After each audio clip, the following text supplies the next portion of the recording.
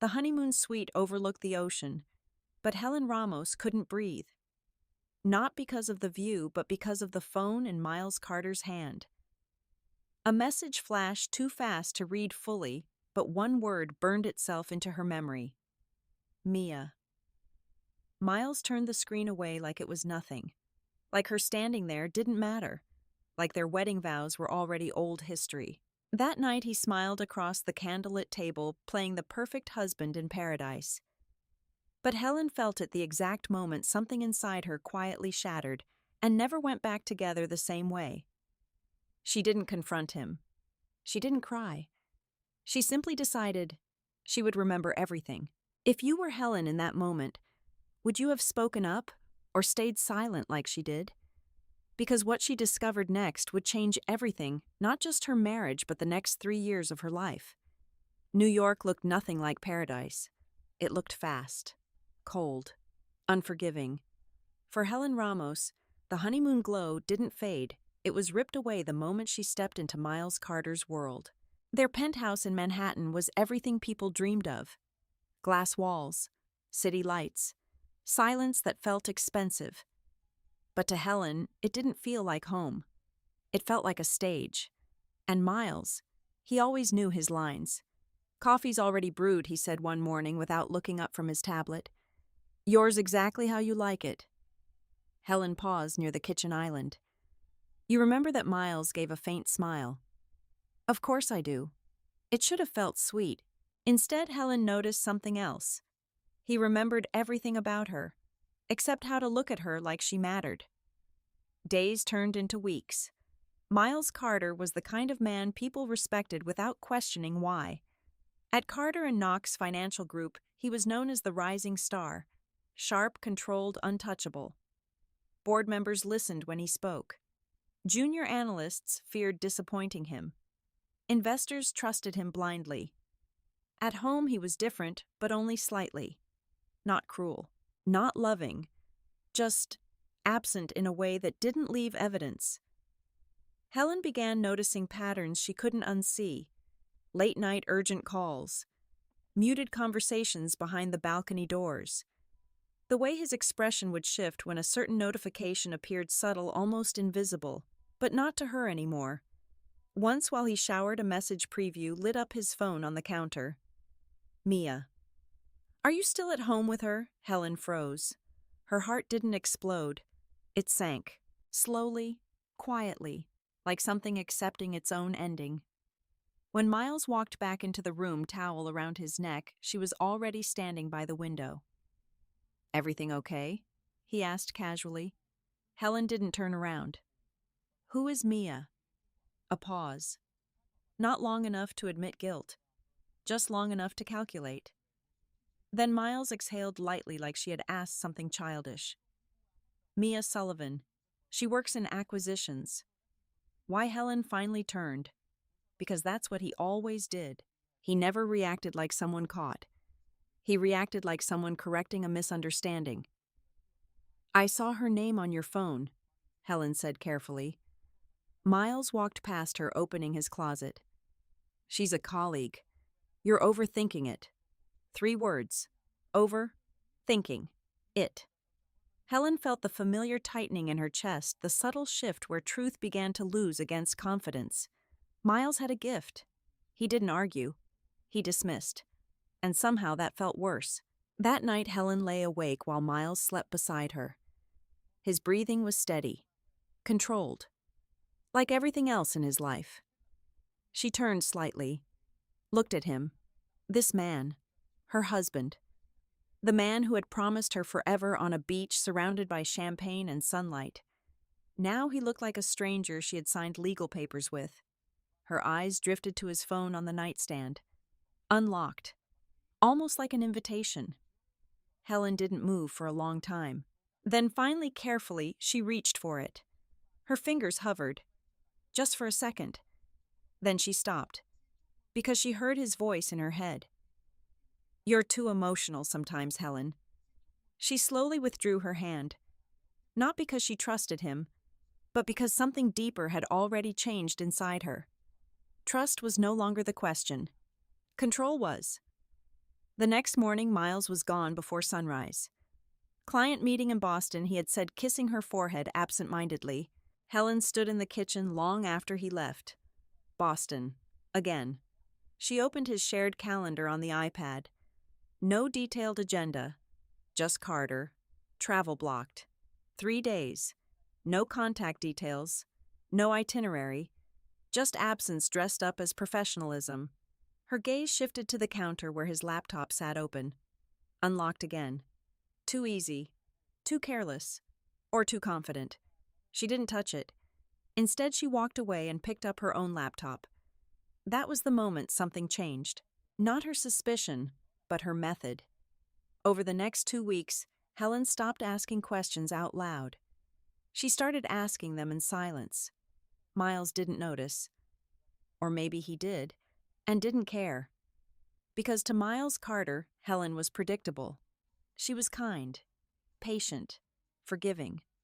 The kind of wife who believed explanations more than evidence. That was his first mistake. One evening, Helen was preparing dinner when Miles came home earlier than expected. He loosened his tie, exhaling like the world had been heavy on his shoulders. "You should have texted," she said softly. He smiled faintly. "I wanted to surprise you." He walked behind her, briefly resting his hands on her waist. A gesture that used to mean warmth. Now it felt like performance. "I missed you," he added. Helen froze slightly. Because she realized something terrifying. He said it effortlessly, like it was rehearsed, like it was supposed to work. "Boston went well," she asked. "Productive," Miles said. "Long meetings. Exhausting." Then almost casually, Mia covered part of the presentation. "She's sharp." There it was again. That name. Helen turned her head slightly. "You talk about her a lot for just a colleague." Miles chuckled lightly. "You're imagining things again." And just like that, the conversation ended. Not with truth, but with dismissal.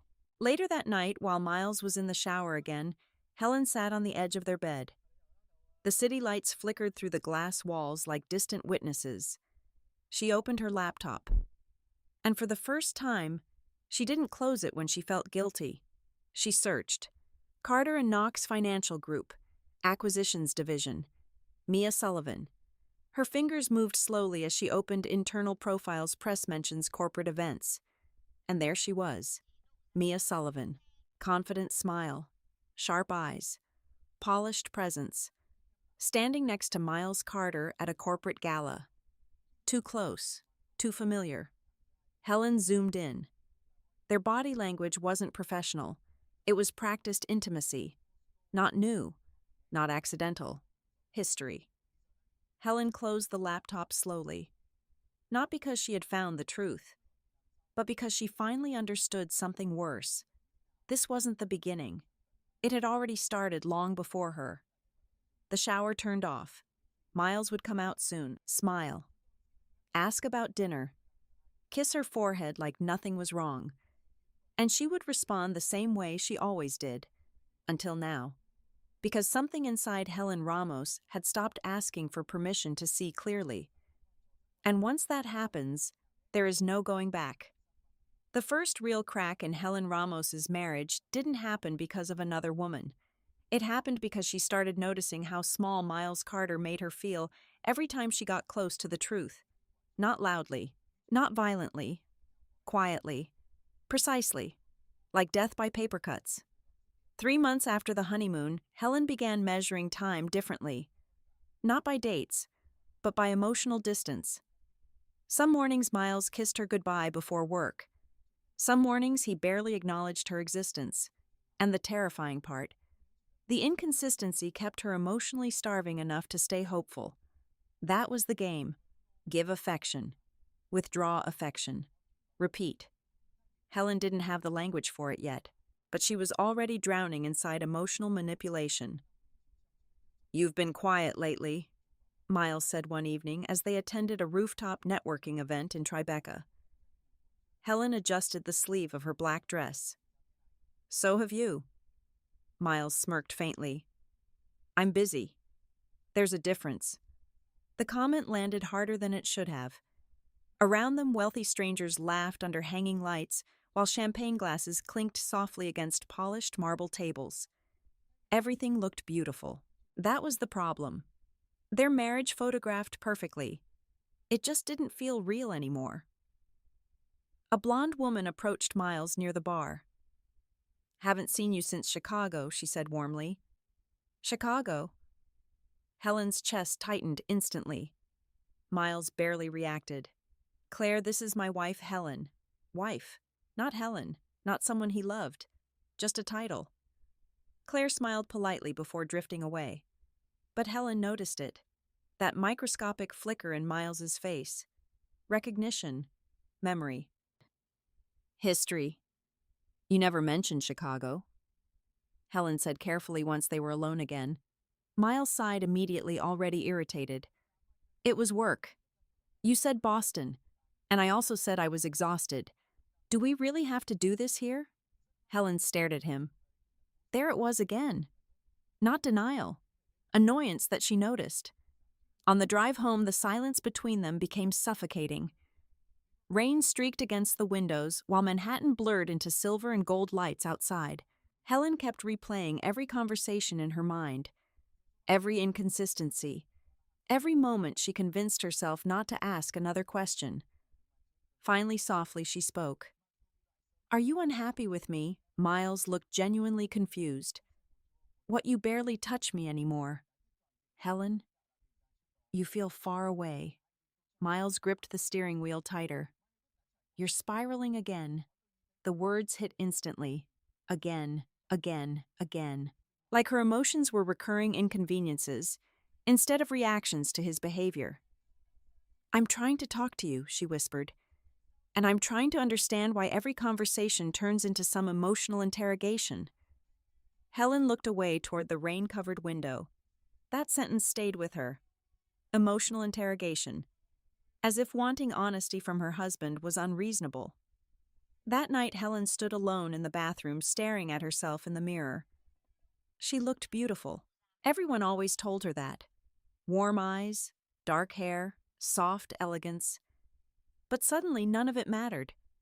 Because Miles had somehow convinced her that beauty wasn't enough to deserve reassurance. She opened the medicine cabinet slowly. Her anxiety medication sat untouched in the corner. For a terrifying moment, she wondered if Miles preferred her medicated. Quieter, easier, less observant. The thought made her physically ill. The next week became worse.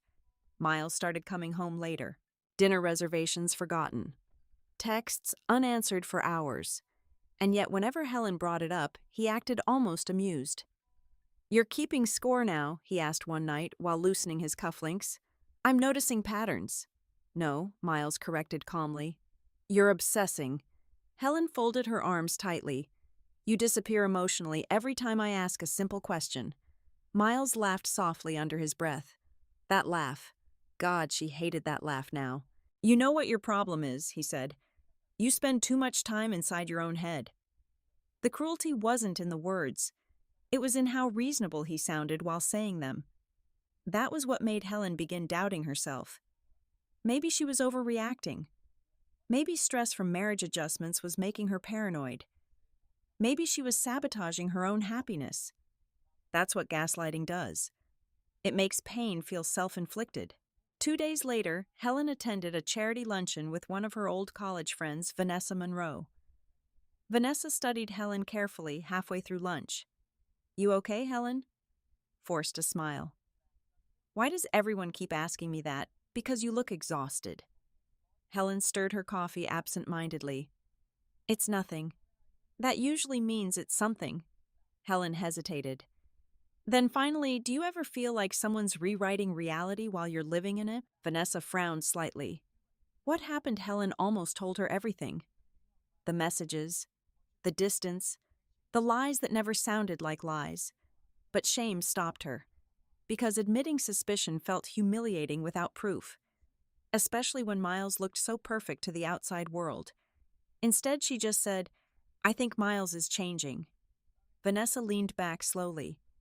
"Or maybe you're finally seeing him clearly." The sentence lingered long after lunch ended. That night, Miles fell asleep quickly beside her.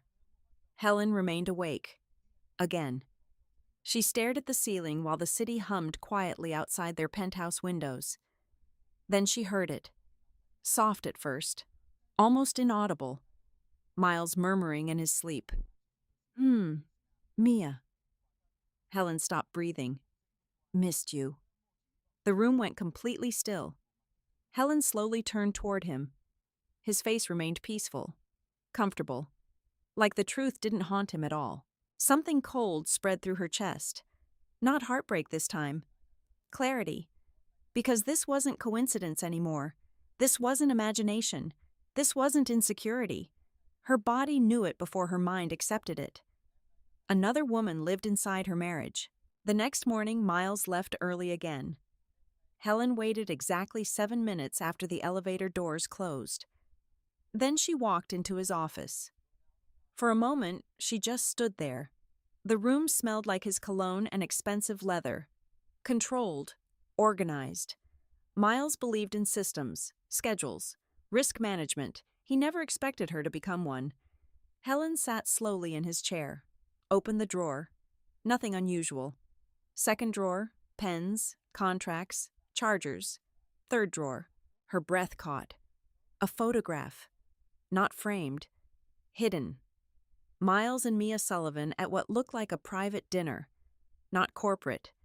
Not casual. Intimate. Mia's hand rested on his chest, and Miles was smiling in a way Helen hadn't seen in months. Real. Unrestricted. Alive. Helen stared at the photo for so long her vision blurred. Not because she cried, because she finally understood the most painful truth of all. Miles wasn't emotionally unavailable. He was emotionally unavailable to her. The sound of keys at the front door startled her. Miles. Home early. Panic surged through her body. Helen shoved the photo back into the drawer just as footsteps approached the hallway. Helen Miles called. She stood immediately. Too quickly. Miles appeared in the doorway, brow slightly furrowed. What are you doing in here? For one dangerous second, silence stretched between them. Helen could feel her heartbeat shaking her ribs.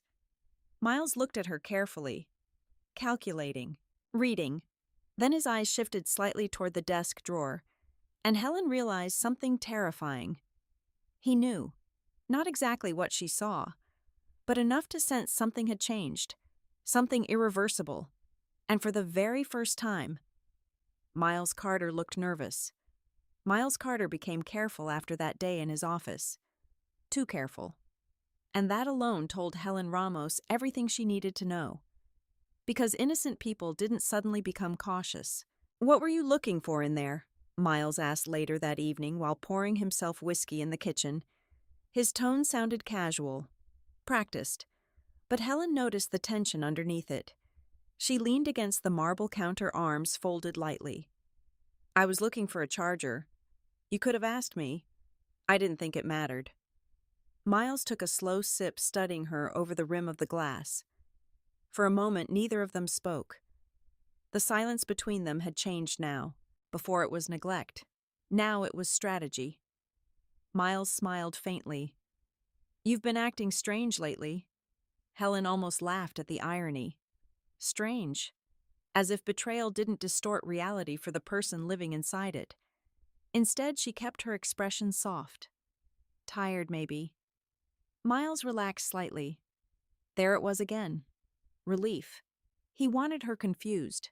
Not aware. Never aware. That night, Helen waited until he fell asleep before opening her laptop. Rain tapped softly against the penthouse windows, while the city glowed below like another universe entirely. She typed slowly. Mia Sullivan Carter and Knox. Dozens of results appeared instantly. Corporate articles, leadership interviews, financial conference panels. Mia Sullivan was beautiful in a terrifyingly polished way. Dark brown hair, sharp cheekbones, controlled smile. The kind of woman magazines described as formidable. Helen clicked one article from 2 years earlier. Carter and Knox rising duo leads billion-dollar acquisition. The photo attached made Helen's stomach twist. Miles and Mia standing shoulder to shoulder. Too close. Not physically, emotionally. There was familiarity in the way they looked at each other. Not flirtation. History. Helen zoomed in instinctively. Miles's hand rested lightly against Mia's lower back, subtle enough to deny, intimate enough to notice. Helen sat back slowly. 2 years ago. Before the wedding. Before the proposal. Before Santorini. Her chest tightened painfully. This wasn't an affair that happened after marriage. This woman existed long before Helen became a wife. The next morning, Helen accompanied Miles to a company charity gala at the Plaza Hotel. Normally, she avoided corporate events. Tonight felt different. Tonight, she needed to see the truth with her own eyes. "You look beautiful," Miles said while adjusting his cufflinks in the mirror. Helen met his eyes through the reflection. "You seem nervous." A brief pause. Then Miles chuckled softly. "Big investors tonight." Lie. Helen could tell now. Not because she had evidence, because she had finally learned his rhythm. The ballroom overflowed with wealth and performance. Crystal chandeliers, champagne towers, people laughing too loudly. Helen stayed close to Miles as executives greeted him one after another. And then she saw her, Mia Sullivan, standing across the room in a black satin dress that looked almost liquid under the lights. Confident, elegant, dangerously calm. Helen expected rage. Instead, she felt something colder. Recognition. Mia laughed softly at something another executive said, then lifted her eyes and froze. For the smallest fraction of a second. Her gaze landed directly on Helen, then shifted to Miles. Something passed silently between them. Something practiced. Miles recovered first. "Helen," he said smoothly, resting a hand against her back. "There's someone I want you to meet." Of course. Of course he would do this. Helen felt her pulse pounding as Miles guided her across the ballroom. Mia's smile appeared instantly. Perfect. Controlled. Finally, Mia said warmly, "I've heard so much about you." Helen extended her hand. "So have I." The air changed immediately. Tiny, sharp, invisible to everyone else. Miles laughed lightly like nothing was wrong. "Mia practically keeps the acquisitions department alive." Mia smiled modestly. "That's generous." But Helen noticed it. The way Mia looked at Miles when he spoke. Not admiration. Ownership. Like someone silently claiming territory. And worse, Miles looked back the same way. Throughout dinner, Helen observed everything. Mia already knew Miles's drink order. Finished his sentences naturally. Understood references Helen had never heard before. At one point, an older board member laughed and said, "You two spend more time together than married couples." The table laughed casually. Miles smiled. Mia smiled. Helen smiled too, because humiliation in wealthy rooms was always disguised as humor.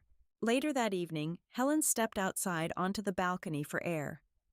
The city skyline blurred beneath tears she refused to let fall. "You shouldn't stand alone looking this devastated," a voice said gently behind her.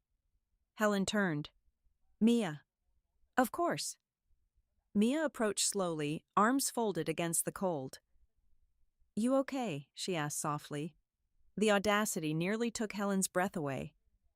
"You tell me." For the first time all night, Mia's smile disappeared. A long silence passed between them. Then Mia leaned lightly against the railing. "He talks about you constantly." Helen let out a hollow laugh. "That's supposed to comfort me." Mia studied her carefully.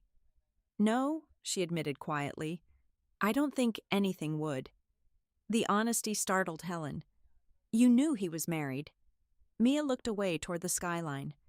"Yes, and it didn't stop you." Mia's jaw tightened slightly. "You think it was that simple?" Helen stared at her. For one dangerous second, she almost asked the question, destroying her from the inside. Did he love her? Instead, she whispered how long Mia hesitated.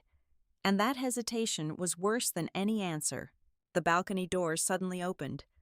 Miles stepped outside. "There you are," he said lightly, though his eyes instantly scanned both women with sharp calculation.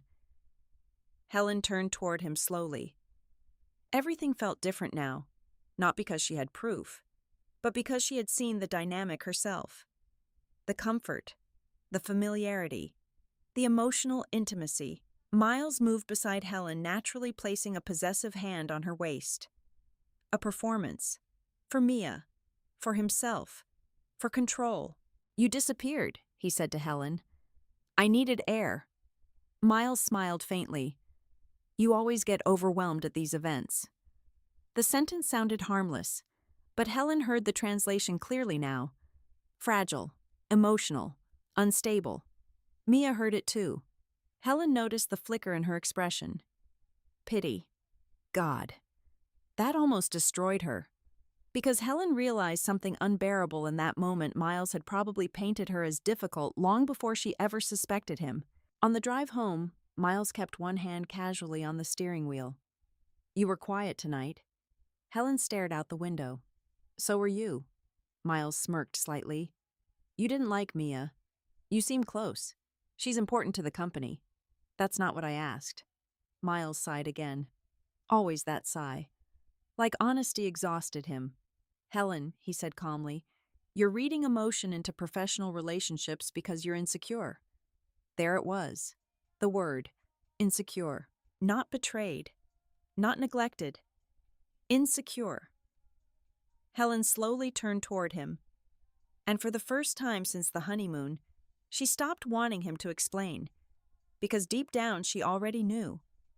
The explanation would only be another manipulation wrapped in calm words and expensive cologne. That night after Miles fell asleep beside her, Helen sat alone in the living room. The city lights flickered across the glass walls while silence consumed the apartment. She replayed Mia's hesitation over and over again. How long that pause had answered everything. Long enough. Long enough for history. Long enough for attachment. Long enough for Helen to unknowingly walk into someone else's unfinished story. Her phone buzzed suddenly beside her. Unknown number. Helen frowned, then opened the message, and her blood ran cold. "You deserve to know the truth about your husband."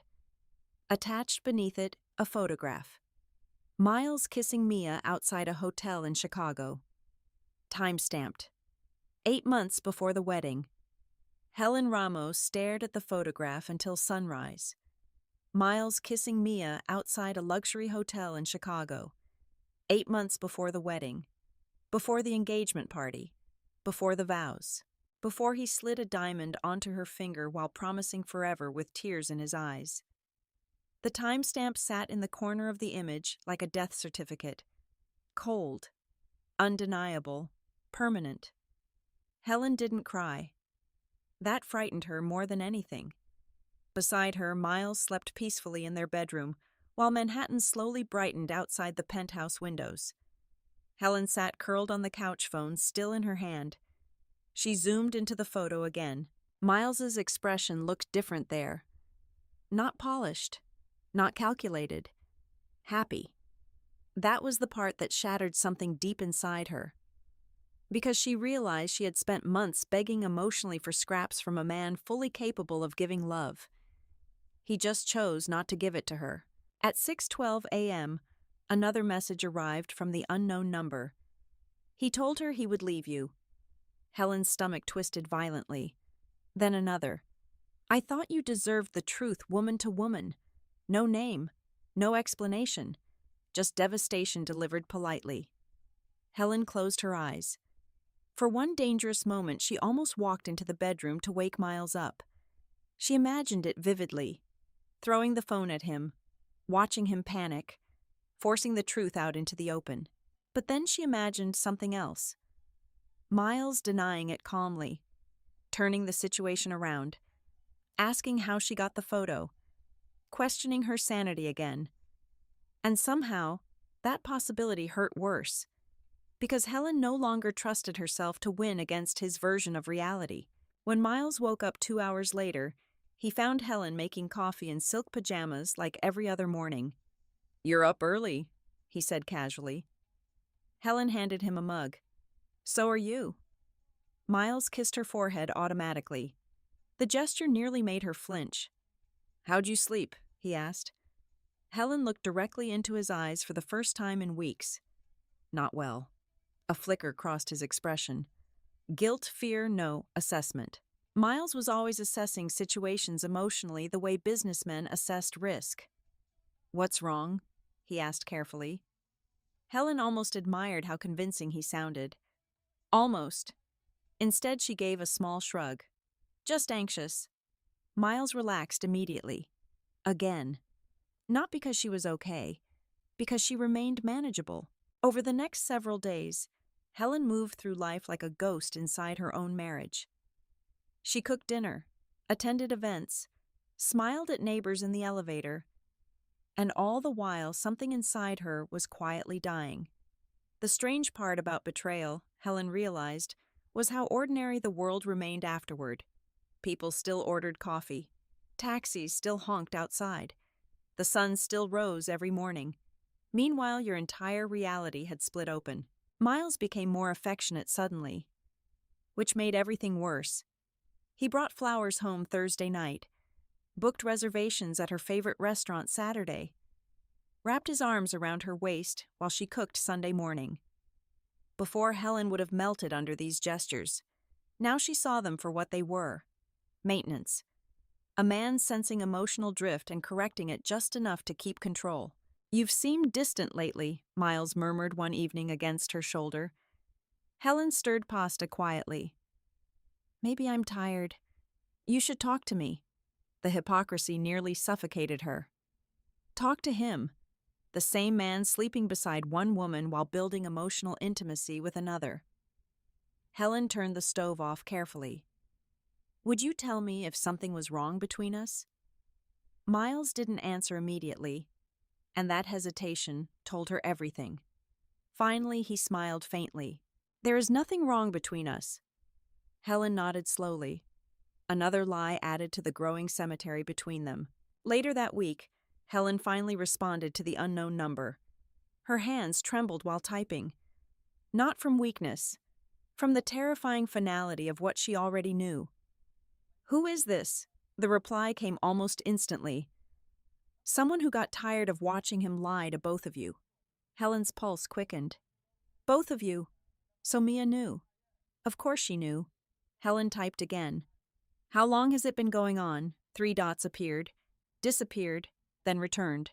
Finally, long enough that you were never the only woman. Helen stared at the screen until her vision blurred. Not the only woman. The sentence hollowed her out from the inside, because every memory suddenly changed shape. The proposal, the wedding planning, the vows. Had Mia existed through all of it? Had Helen unknowingly built her future on top of another woman's unfinished relationship? That night, Miles came home unusually late. Helen sat in the dark living room, waiting silently while the clock crawled past midnight. When the front door finally opened, Miles loosened his tie tiredly. You're awake. Helen muted the television. Long night, board meeting ran late. Lie. She heard lies instantly now, like a language she'd suddenly become fluent in. Miles stepped closer, noticing her expression. You okay? Helen studied him carefully. Still handsome, still polished, still calm. It infuriated her how betrayal rarely looked monstrous in real life. Sometimes it looked like expensive suits and soft voices. Sometimes it looked exactly like the man you married. You ever feel guilty? She asked suddenly. Miles frowned slightly. About what hurting people? A pause. Then Miles sat beside her slowly. Helen, where is this coming from again? Questioning her emotion instead of answering the question itself. Helen almost smiled. He truly believed he could talk his way out of anything. I just wonder sometimes, she said softly, how people live with themselves after destroying someone who trusted them. Miles's jaw tightened almost invisibly. There. Fear. Tiny. Brief. But real. Then he recovered. You're talking like someone betrayed you. Helen met his eyes. Maybe she wanted him to confess. Maybe some broken part of her still hoped guilt would make him honest. Instead, Miles gently took her hand. "I would never intentionally hurt you." The sentence nearly made her sick, because technically it wasn't a confession. But it wasn't innocence either, just carefully chosen words. That weekend, Helen visited her mother in Connecticut for the first time in months. "You've lost weight," her mother said immediately, while setting tea on the table. Helen forced a smile. "Busy." Her mother sat across from her quietly. "Then finally, marriage shouldn't make you disappear." The words hit harder than expected. Helen looked down into her tea. "When did you know Dad stopped loving you?" she asked softly. Her mother froze. A sad smile touched her lips. "You don't wake up and suddenly know," she said carefully. "You realize slowly, because you become lonelier with them than without them." Helen swallowed hard. That sentence followed her all the way back to Manhattan. When she returned Sunday night, Miles was already asleep. His phone buzzed once on the nightstand. Helen stared at it. This time she picked it up. No hesitation, no guilt. The screen lit instantly. Mia Sullivan. "I miss you already." Helen's hands went numb. Below it, Miles's reply. "Soon. I promise." Helen sat frozen beside her sleeping husband while the city lights flickered beyond the windows. Soon. I promise. Promises. That word used to belong to her. Now it belonged to another woman. And in that moment, something inside Helen Ramos finally broke completely. Not loudly, silently, irreversibly, because for the first time since the honeymoon, she stopped hoping the marriage could be saved and started wondering what revenge would look like. Helen Ramos didn't confront Miles Carter the next morning. That was the first thing that surprised her. Not because she lacked anger. She had too much of it. It sat inside her chest like shattered glass. But anger, Helen realized, was dangerous when directed at a man who already controlled the narrative. Miles was better at speaking, better at redirecting, better at making emotions sound irrational. If she confronted him now, he would deny everything. Or worse, he would tell partial truths designed to confuse her further. And somehow Helen already knew the outcome. She would leave the conversation feeling guilty for bleeding from wounds he created. No. She was done handing him emotional power. When Miles woke beside her, Helen was already dressed for the day. Cream blouse, dark slacks, hair tied neatly back. He blinked sleepily. "You're up early." "So are you." Miles sat up slowly, studying her.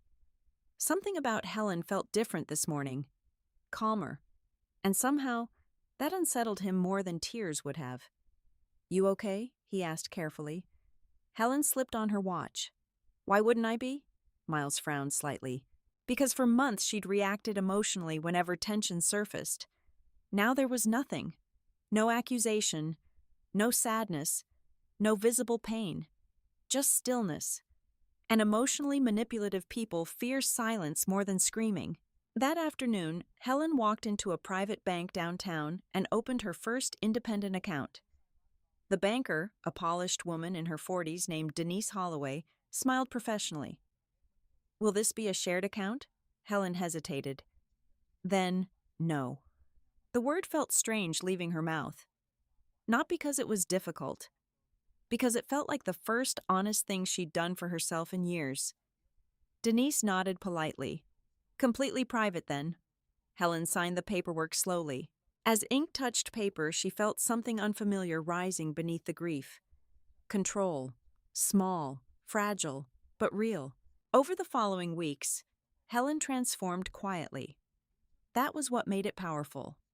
There was no dramatic exit, no screaming match, no shattered wine glasses against marble floors. Instead, Helen became observant, strategic, still. She started documenting everything. Miles's travel dates, expenses, text patterns, behavior changes. At first she hated herself for doing it. It felt sneaky. Then she remembered something important. Truth-seeking only feels immoral to people benefiting from deception. Miles remained unaware. Or maybe he noticed subtle changes and misread them entirely. One evening during dinner, he leaned back casually and said, "You seem less anxious lately." Helen sipped her wine. "Maybe I'm adapting." Miles smiled faintly, clearly relieved. "That's good." Helen almost laughed, because he thought her silence meant surrender, not awakening. A month later, Helen made another decision that terrified her. She contacted a divorce attorney, not because she planned to leave immediately, because she needed information, protection, reality. Rachel Bennett's office overlooked Central Park from the 32nd floor of a sleek midtown building. Everything about Rachel radiated precision. Tailored navy suit, silver watch, sharp eyes that missed absolutely nothing. Helen almost backed out before the meeting began, but Rachel spoke first. "You don't look angry," she observed calmly. Helen sat stiffly across from her desk. "I think I'm past anger." Rachel nodded once. That's usually when women become dangerous. The sentence startled Helen. Dangerous. She had spent years being described as kind, patient, soft, never dangerous. Rachel folded her hands neatly. "So tell me why you're here."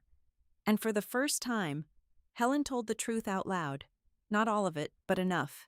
The affair, the manipulation, the emotional exhaustion. Rachel listened without interrupting once.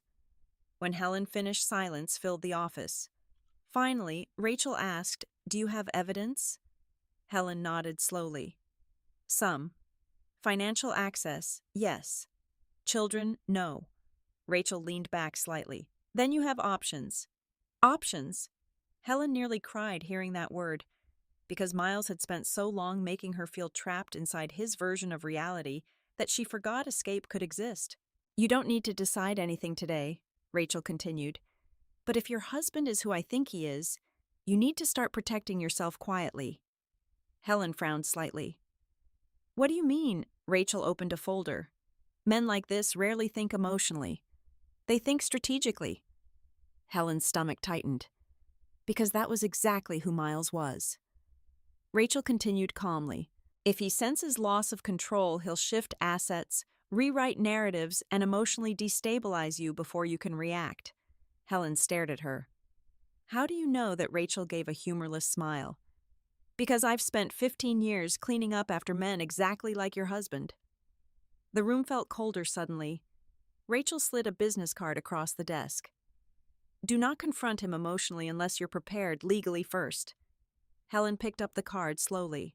"What if I still love him?" Rachel's expression softened just slightly. "That's what makes women stay long enough to get destroyed." On the subway ride home, Helen replayed the conversation repeatedly. Dangerous. Strategic. Protect yourself quietly. The words reshaped something inside her. Because until now, Helen had viewed herself as the wounded party waiting for emotional closure. Rachel had shown her something else entirely. This was no longer just heartbreak. It was survival. That night, Miles returned home carrying takeout from her favorite Italian restaurant. "Thought we could have a quiet night," he said warmly. Helen watched him unpack containers onto the kitchen island like nothing in their marriage was rotting beneath the surface. "You're in a good mood," she observed. "Big deal closed today." Miles walked toward her, brushing a kiss against her temple. "I'm doing all this for us, you know." The sentence almost made her physically recoil. Us. Men always said us while secretly prioritizing themselves. Helen forced a small smile. "I know." And for the first time in her life, she lied back. Later that evening, while Miles showered, Helen opened his office drawer again. The hidden photograph was gone. Interesting. So he had noticed something that day. He was adapting too. Good. Let him. Helen no longer wanted emotional explanations. She wanted clarity, patterns, leverage.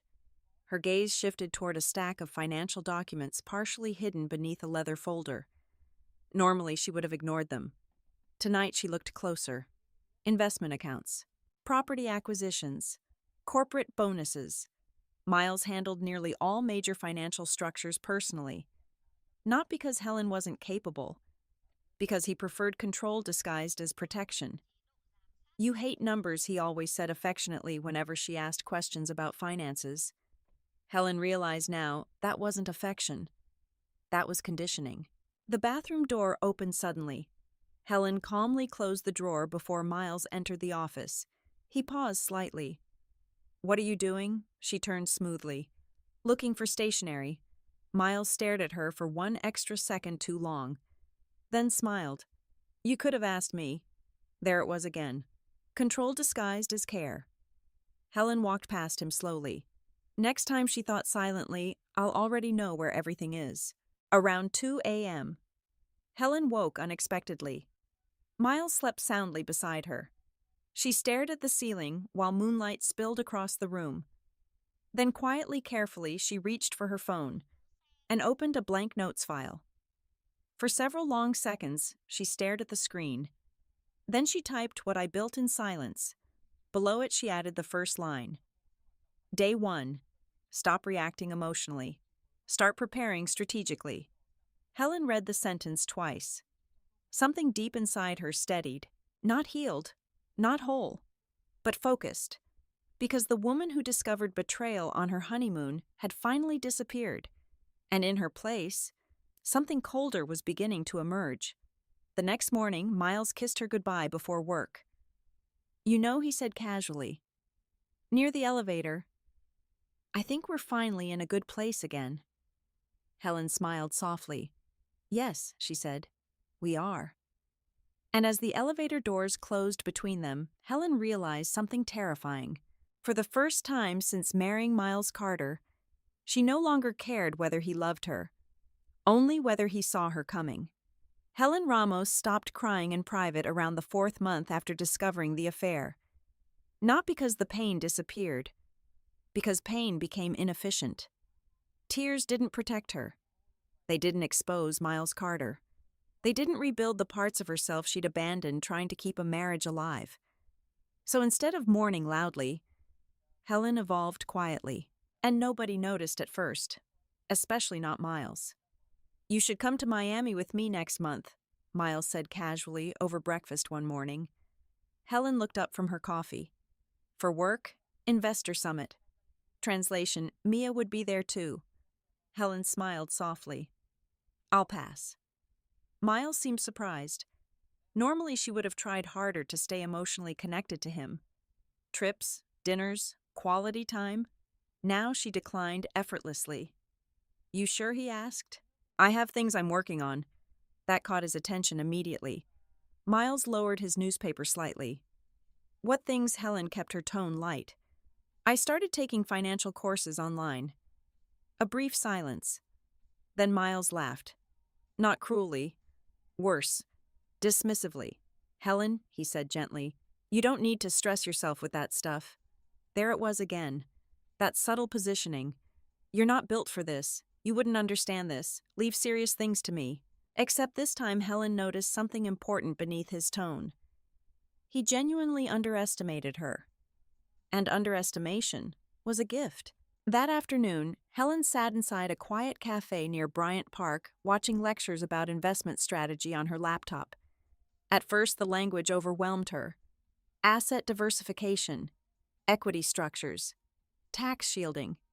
Miles had intentionally kept financial conversations vague throughout their marriage.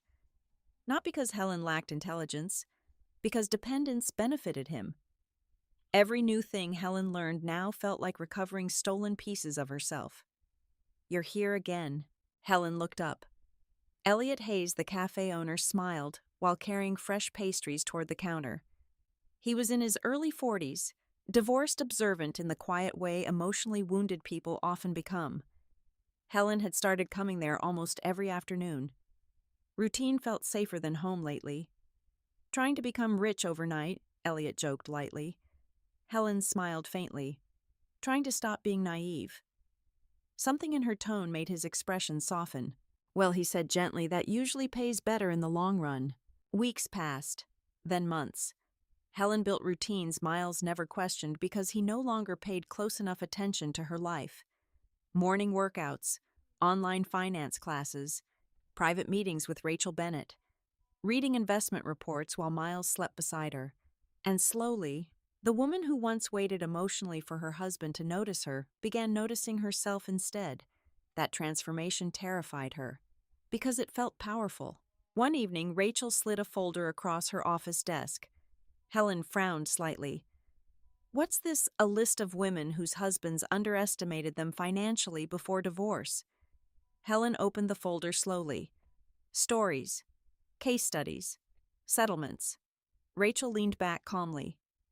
You'd be amazed how many wealthy men think emotional dependency equals legal dependency. Helen looked through the papers carefully. These women built lives after losing everything. Rachel nodded. No, she corrected quietly. They built lives after realizing they were never nothing to begin with. The sentence hit Helen harder than expected, because for years she'd measured her value through Miles's attention, and when he withdrew love, she unconsciously withdrew worth from herself too. Now she was relearning something fundamental. His betrayal was not proof of her inadequacy. It was proof of his character. That night, Miles hosted several executives for dinner at the penthouse. Helen wore a fitted black dress and moved through the evening gracefully refilling wine glasses and smiling at conversations she barely cared about. Then one of the investors, a sharp older woman named Cynthia Blake, turned toward her. Miles says you don't work in finance. Before Helen could answer, Miles chuckled lightly. Helen hates numbers. The table laughed politely. Normally, Helen would have smiled through the humiliation. Tonight, she calmly replied, Actually, I've been studying portfolio strategy recently. Miles looked at her immediately, surprised. Cynthia raised an eyebrow with interest. Really? Helen nodded. I'm especially interested in long-term equity positioning during unstable markets. Silence. Not awkward. Impressed. Cynthia leaned forward slightly. That's smarter than half the analysts I interviewed this year. Miles laughed again, but this time it sounded tighter. Helen gets obsessed with random hobbies sometimes. There it was. Minimization. Publicly reducing her intelligence back into something harmless. But Helen noticed something beautiful in that moment. She no longer needed the room to believe him. After the guests left, Miles loosened his tie while watching her collect empty glasses. You embarrassed me tonight. Helen stopped moving. The statement stunned her. I embarrassed you. You made it sound like I don't support you. Helen stared at him slowly. No, she said carefully. You do that yourself. Miles's expression hardened slightly. The shift happened instantly whenever she stopped behaving predictably. You've changed. Helen held his gaze. Yes. And honestly, Miles added coldly, I'm not sure I like who you're becoming. The old Helen would have panicked hearing that. This version didn't. Because she finally understood something devastating, women raised to be lovable often fear becoming difficult more than becoming miserable. Helen was done fearing that. The next morning, she transferred another large amount into her private investment account. Legally, quietly, carefully. Rachel had taught her exactly how to protect herself without triggering suspicion. Helen studied the growing balance on her screen. Not enough yet, but growing, like her confidence, like her anger, like the future she was building in silence. 3 weeks later, Miles invited her to a company holiday gala. Helen almost declined. Then she saw Mia Sullivan standing near the entrance the moment they arrived. Beautiful as always. Controlled as always. But something had changed. Mia looked tired, and when her eyes met Helen's across the ballroom, there was no smugness there anymore, only tension. Interesting. Throughout the evening, Helen noticed small fractures in the dynamic between Mia and Miles. Short whispers, tight expressions, emotional distance. Something was wrong. And for the first time, Helen realized affairs weren't fantasy worlds forever. Eventually, betrayal poisons everyone involved. Later that night, while Miles spoke with board members, Mia approached Helen near the champagne bar. You look different, Mia said quietly. Helen lifted her glass. So do you. Mia gave a faint, humorless smile. Guess we're both learning. Helen studied her carefully. You still with him? The question lingered heavily between them. Mia looked away briefly. Then, you should ask whether he's capable of being with anyone honestly. That answer stayed with Helen long after Mia walked away, because it shifted something important. For months, Helen viewed Mia as the woman who stole her husband. Now she began seeing something else entirely. Another person emotionally consumed by the same man. When Helen returned home that night, she found Miles already asleep on the couch, whiskey glass half empty beside him. His phone buzzed once on the table. Helen glanced at the screen instinctively. Not Mia. A financial alert. She frowned slightly, then picked up the phone. An unfamiliar company name appeared linked to a hidden investment account. Not corporate. Personal. Helen's pulse slowed. Interesting. Very interesting. She quietly photographed the screen with her own phone before placing it back exactly where she found it. Then she stood there looking at Miles asleep beneath the city lights. For years she had mistaken his calmness for superiority. Now she recognized it for what it really was. Comfort. The comfort of believing he controlled everything around him, including her. Helen smiled faintly to herself. Because Miles Carter still believed he was the smartest person in the marriage, and that was becoming his biggest mistake. By the second year of her marriage, Helen Ramos had become two different women. There was the version Miles Carter still believed in. Soft, trusting, emotionally dependent. Then there was the woman quietly building a future he knew nothing about. That version of Helen no longer asked permission to exist. It started small. A private investment account, a consulting course, late nights studying financial structures while Miles slept beside her after business dinners. Then slowly, almost frighteningly, Helen got good at it. Not lucky. Good. Rachel Bennett introduced her to a discreet investment advisor named Owen Mercer, who specialized in helping women recover financially after high-control marriages. The smartest thing wealthy men do, Owen told her during their first meeting, is convince their wives they'd never survive independently. Helen stirred her coffee slowly. And the smartest thing women can do, Owen smiled faintly. Learn quietly. Helen began investing carefully through private portfolios Rachel helped structure legally under her own name. Nothing reckless, nothing traceable emotionally, just strategic, long-term holdings, real estate trusts, low-risk equity growth. The irony almost made her laugh sometimes. Miles unknowingly financed parts of her independence through the very lifestyle he used to maintain control. Every luxury gift he bought her, every account transfer, every public display of generosity. He thought he was maintaining ownership. Meanwhile, Helen was converting comfort into escape routes. One rainy Thursday evening, Miles arrived home carrying a velvet jewelry box. "Open it," he said casually. Helen sat at the kitchen island watching him carefully. Inside sat a diamond bracelet worth more than her parents' first home. "It's beautiful," she said softly. Miles smiled satisfied. "You deserve beautiful things." The sentence lingered painfully between them, because Helen finally understood something about men like Miles. They often replaced emotional intimacy with expensive distractions. Jewelry instead of honesty, luxury instead of loyalty. Helen closed the box gently. "Thank you." Miles leaned against the counter. "You know," he said lightly, "most women would kill to have your life." Helen met his eyes calmly. That sentence used to intimidate her. Now it only revealed him. Because people who say things like that are usually trying to remind you how trapped you should feel. Later that night, Helen sat in Rachel Bennett's office, reviewing financial documents. Rachel scanned several pages carefully. "He's hiding assets," she said flatly. Helen frowned.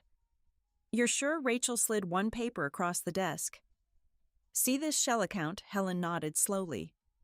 He moved money gradually over 18 months, small enough not to trigger attention. Helen's stomach tightened. Rachel lifted one shoulder slightly. Possibly, or contingency planning in case the marriage collapses. Marriage. The word felt almost absurd now, what they had barely qualified as emotional truth anymore. Rachel leaned forward slightly. Helen listened carefully. Something in her tone sharpened the air instantly. Men like your husband don't prepare for divorce emotionally. They prepare financially. Helen looked down at the documents again. And if I hadn't noticed Rachel's expression remained calm, you would have walked away devastated while he walked away protected. The room went completely silent. Because that was the moment Helen fully understood something horrifying. Miles hadn't just betrayed her emotionally. He had been preparing structurally too. That realization changed everything. Helen stopped viewing herself as heartbroken. Now she saw herself as endangered, emotionally, financially, psychologically. And strangely enough, that made her stronger. Over the following months, Helen expanded her routines further. She attended investor luncheons quietly under Rachel's introductions, studied negotiation tactics, learned tax law basics. Miles still believed she spent afternoons shopping or meeting friends. Sometimes Helen wondered whether he even knew who she was anymore. Then she realized he never really tried to know her in the first place. Only the version easiest to control. One afternoon, while reviewing portfolios at the cafe near Bryant Park, Elliot Hayes sat across from her unexpectedly. "You look different these days," he observed. Helen glanced up from her laptop. "That obvious?" Elliot smiled lightly. "Not physically, emotionally." Helen closed the laptop halfway. "What does that mean?" "It means you stopped waiting for someone to save you." The words settled somewhere deep inside her. Because healing didn't arrive like happiness. It arrived like clarity. Quiet, steady, unapologetic. That same evening, Miles hosted another corporate dinner at the penthouse. Helen wore emerald silk and diamond earrings while executives filled their home with polished laughter. At one point, she stood near the balcony speaking with Cynthia Blake again. "You've become much more interesting lately," Cynthia remarked over champagne. Helen smiled faintly. "Maybe I was always interesting." Cynthia laughed softly. "There she is." Across the room, Helen noticed Miles watching them carefully. Not jealous, concerned, good. Later during dinner, one executive brought up a new private equity opportunity. Before Miles could answer, Helen calmly commented, "The market timing feels artificially inflated." The table went silent. Miles stared at her immediately. Cynthia tilted her head with interest. "Why do you say that?" Helen kept her voice measured. "Too much confidence usually means somebody's hiding instability underneath." A loaded sentence. Miles heard it. She knew he did. His jaw tightened almost invisibly. Then he smiled. "Helen's been educating herself lately." Again, that patronizing tone. But weaker now, because this time the room respected her answer. And Miles noticed. After the guests left, tension lingered heavily inside the apartment. "You enjoy undermining me publicly?" Miles asked while removing his watch. Helen calmly set wine glasses into the sink. "If your confidence depends on me sounding smaller than you, maybe it isn't confidence." Miles stared at her. For several seconds, neither moved. Then finally, "You've changed more than I expected." Helen looked directly at him. "You changed first." Something flickered across his expression then. Not guilt, recognition. Because deep down, Miles finally understood what was happening. Helen was slipping outside his emotional control. And he didn't know how to stop it. 3 days later, Helen received another anonymous email. This time, no message. Just attachments. Hotel receipts. Flight confirmations. Private reservations. Years' worth. Some overlapping directly with milestones in her relationship. Their engagement weekend. Her birthday. Their anniversary. Helen sat frozen in Rachel's office while reviewing them. "This person wants you armed," Rachel observed quietly. Helen swallowed hard. Why? Rachel's eyes narrowed slightly. Because somebody close to him finally wants him exposed. Helen immediately thought of Mia. But something felt different now. More desperate. More personal. That night, Helen waited until Miles fell asleep before checking his phone again.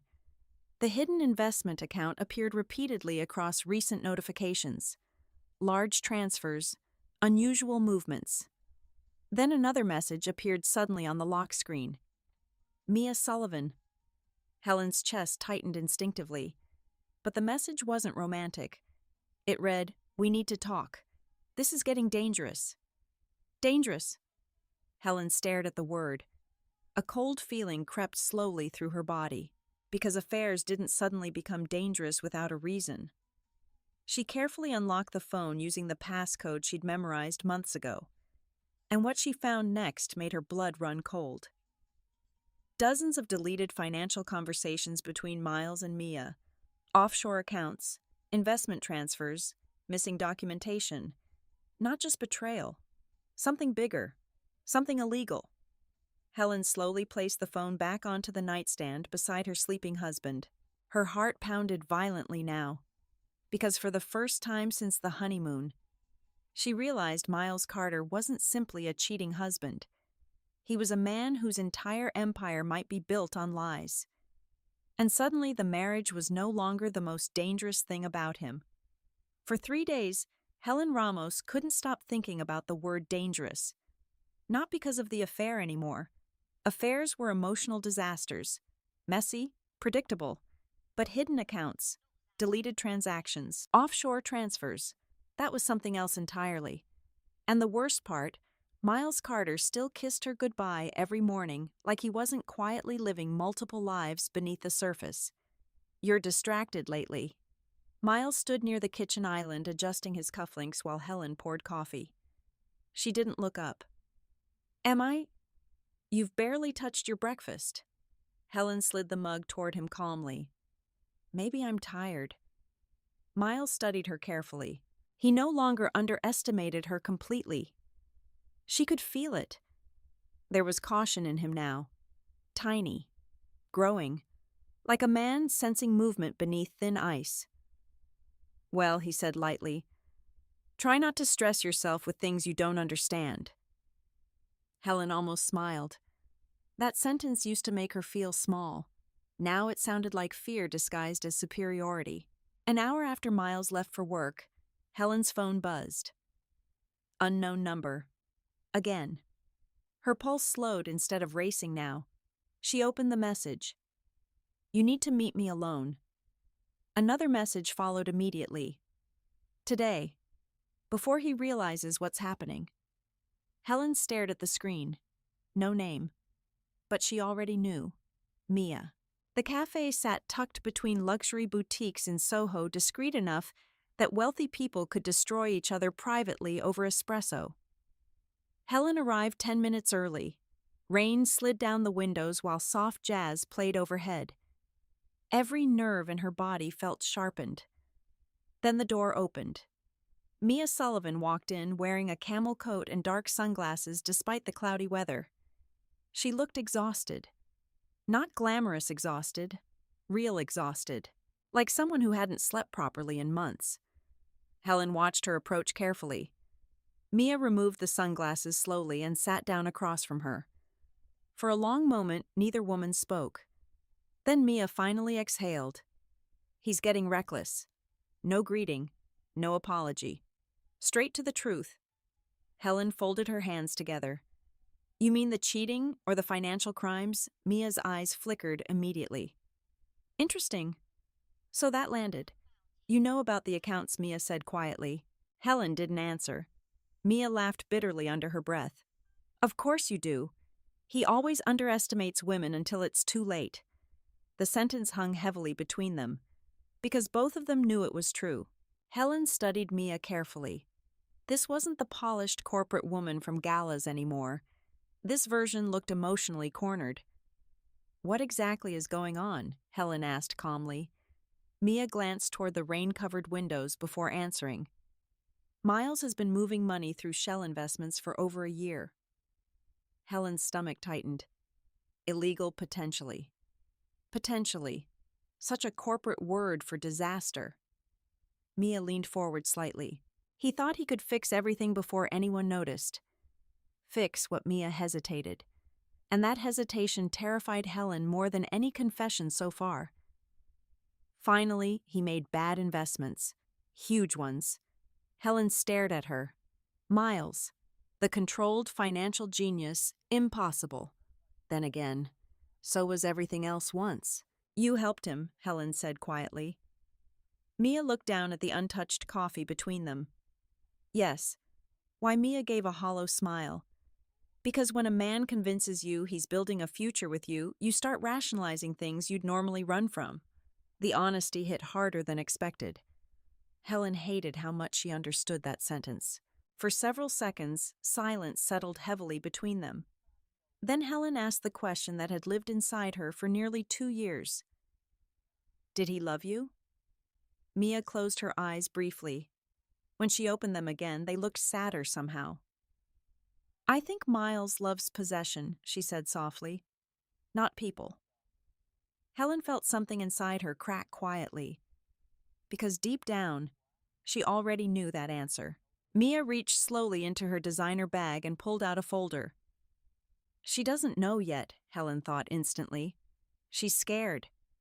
Mia slid the folder across the table. Helen opened it carefully. Bank records, transfer receipts, private account numbers, evidence, real evidence. What is this? Helen whispered. Insurance. Helen looked up sharply. Miles doesn't trust anyone anymore, Mia admitted. Not even me. Good. Let him feel fear, Mia continued quietly. He thinks people are starting to notice discrepancies in the company. Helen's pulse quickened. The board? Not officially. Yet. The word lingered invisibly between them. Why are you helping me? Helen finally asked. Mia looked at her for a very long time before answering. Because I spent years thinking if he chose me, it meant I won. Her voice cracked slightly. But men like Miles don't choose women because they love them. They choose women who make them feel powerful. Helen looked down at the folder again. Pain recognized pain suddenly. Not friendship, not forgiveness, just recognition. Outside, thunder rolled faintly over Manhattan. Mia lowered her voice further. There's more. Helen's stomach tightened instantly. Miles has been preparing for divorce. The words landed like ice water. What? He's moving assets slowly.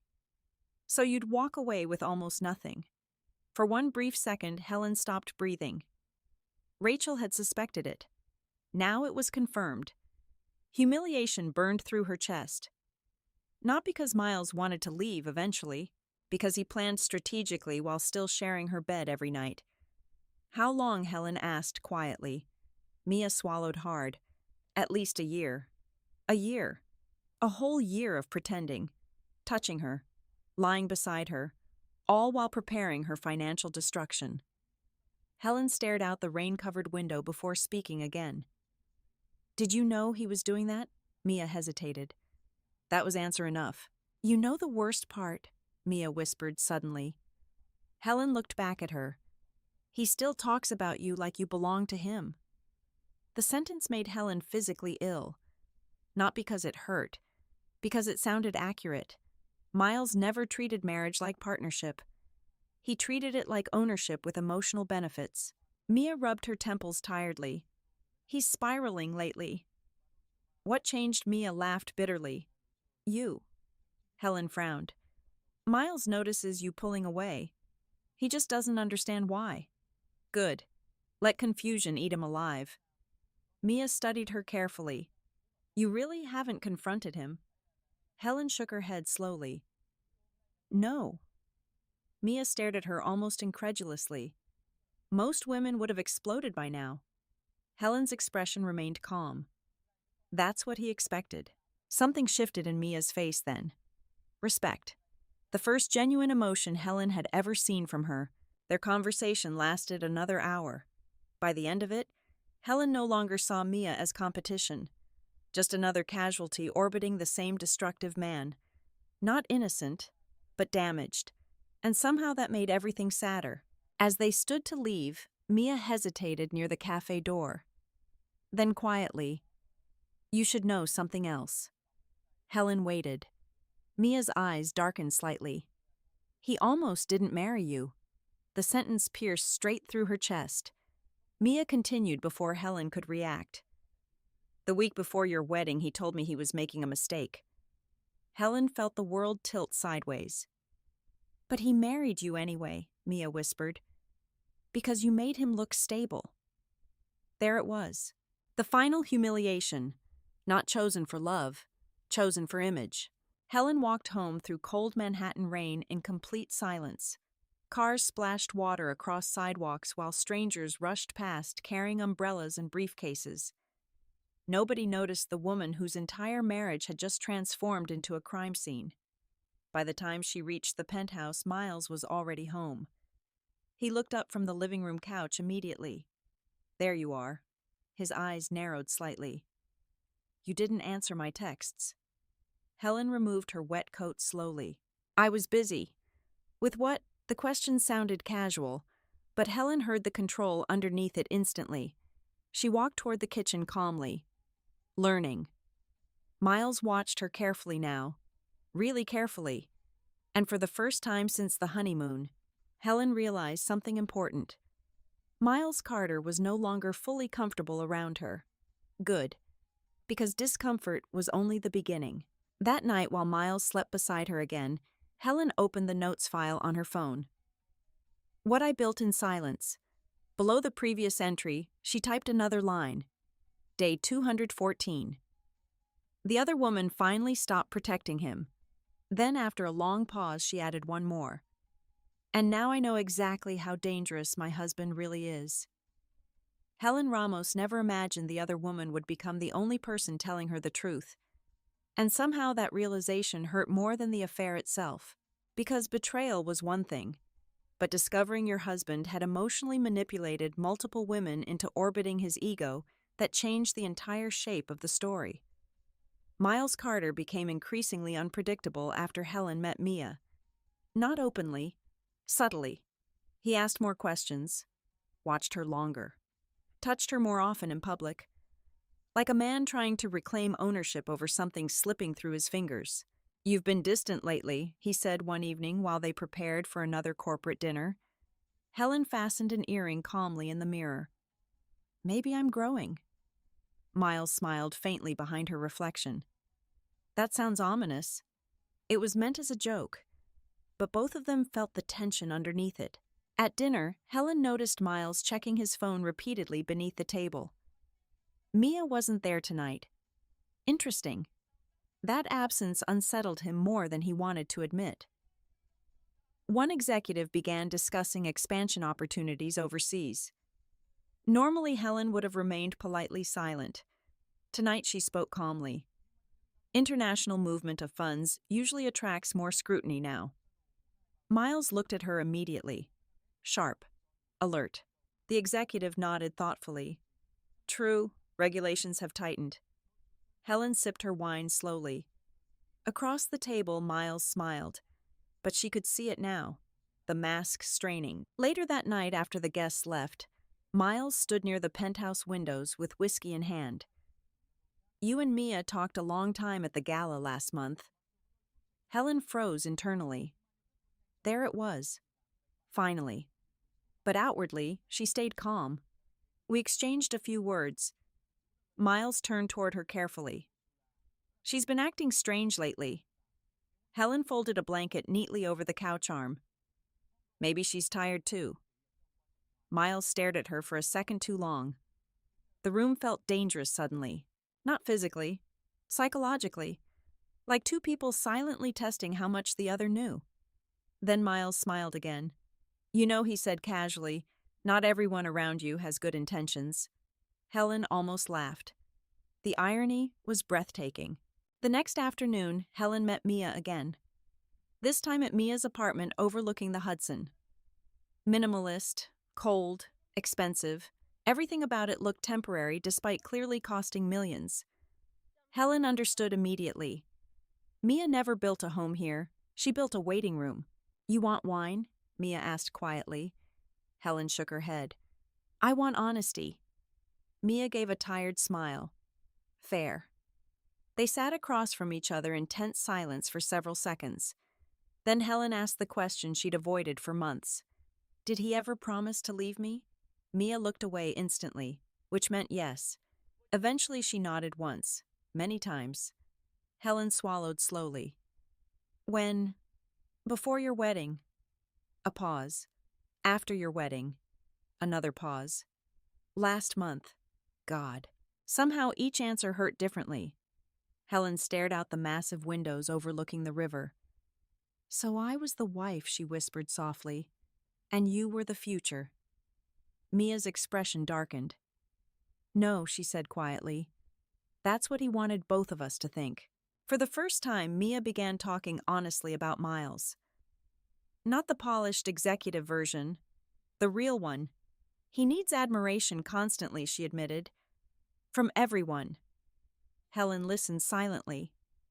If you disappoint him emotionally, he pulls away until you chase him. Helen felt chills spread through her body. Yes. Mia laughed bitterly. And when you finally start pulling away instead, suddenly he becomes attentive again. Helen looked at her sharply. Yes. The synchronization terrified them both, because it meant neither relationship had been organic. Miles followed patterns, calculated emotional cycles, reward, withdrawal, validation, control. You know the craziest part? Mia whispered. Helen waited. He used to talk about you like you were too emotional. Helen looked down slowly. Of course he did. Mia continued carefully. He'd say you were fragile, sensitive, that he was always trying to keep peace at home. Humiliation burned through Helen's chest. Because while she'd been drowning emotionally from his betrayal, Miles had already rewritten her into the unstable wife narrative. Preparing sympathy, preparing excuses, preparing exits. He made me feel guilty for you, Mia admitted softly. Like he was trapped. Helen laughed quietly. Not because it was funny, because pain eventually becomes absurd when viewed clearly enough.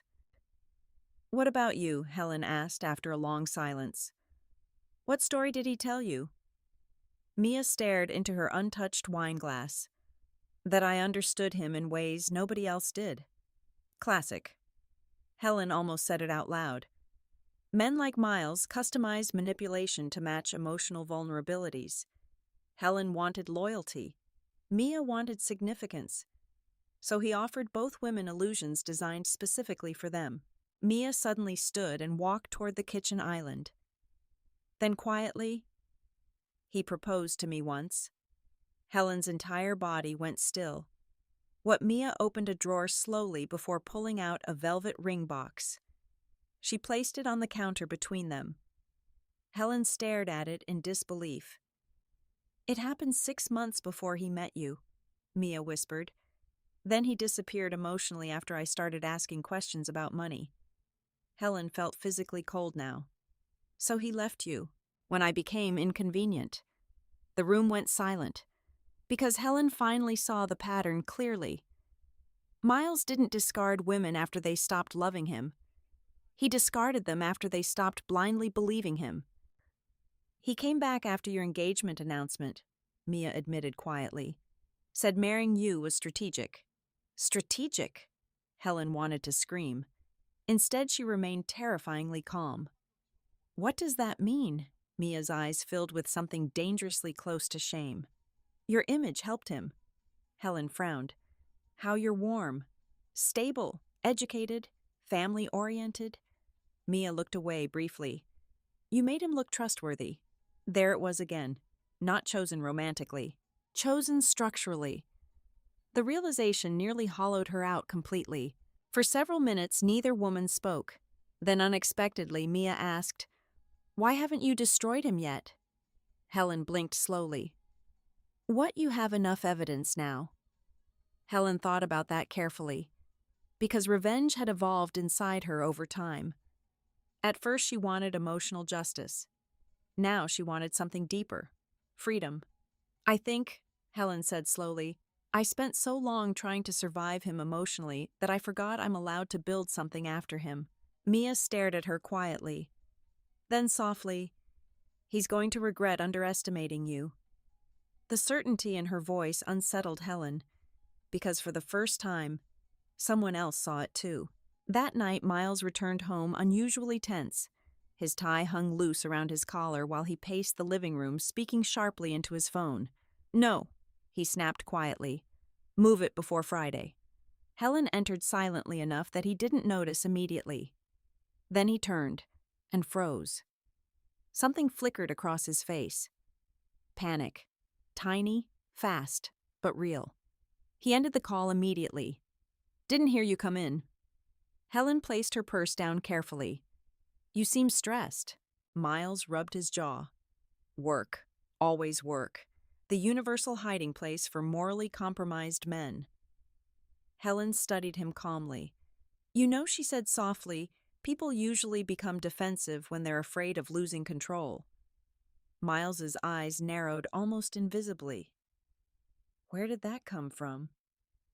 Helen smiled faintly. "Just something I learned." For several dangerous seconds, silence stretched between them. Then Miles walked toward her slowly. "You've become harder to read lately." Helen held his gaze. "Maybe you never knew me as well as you thought." That answer unsettled him. Good. Because emotionally manipulative people rely heavily on predictability, and Helen Ramos was no longer predictable.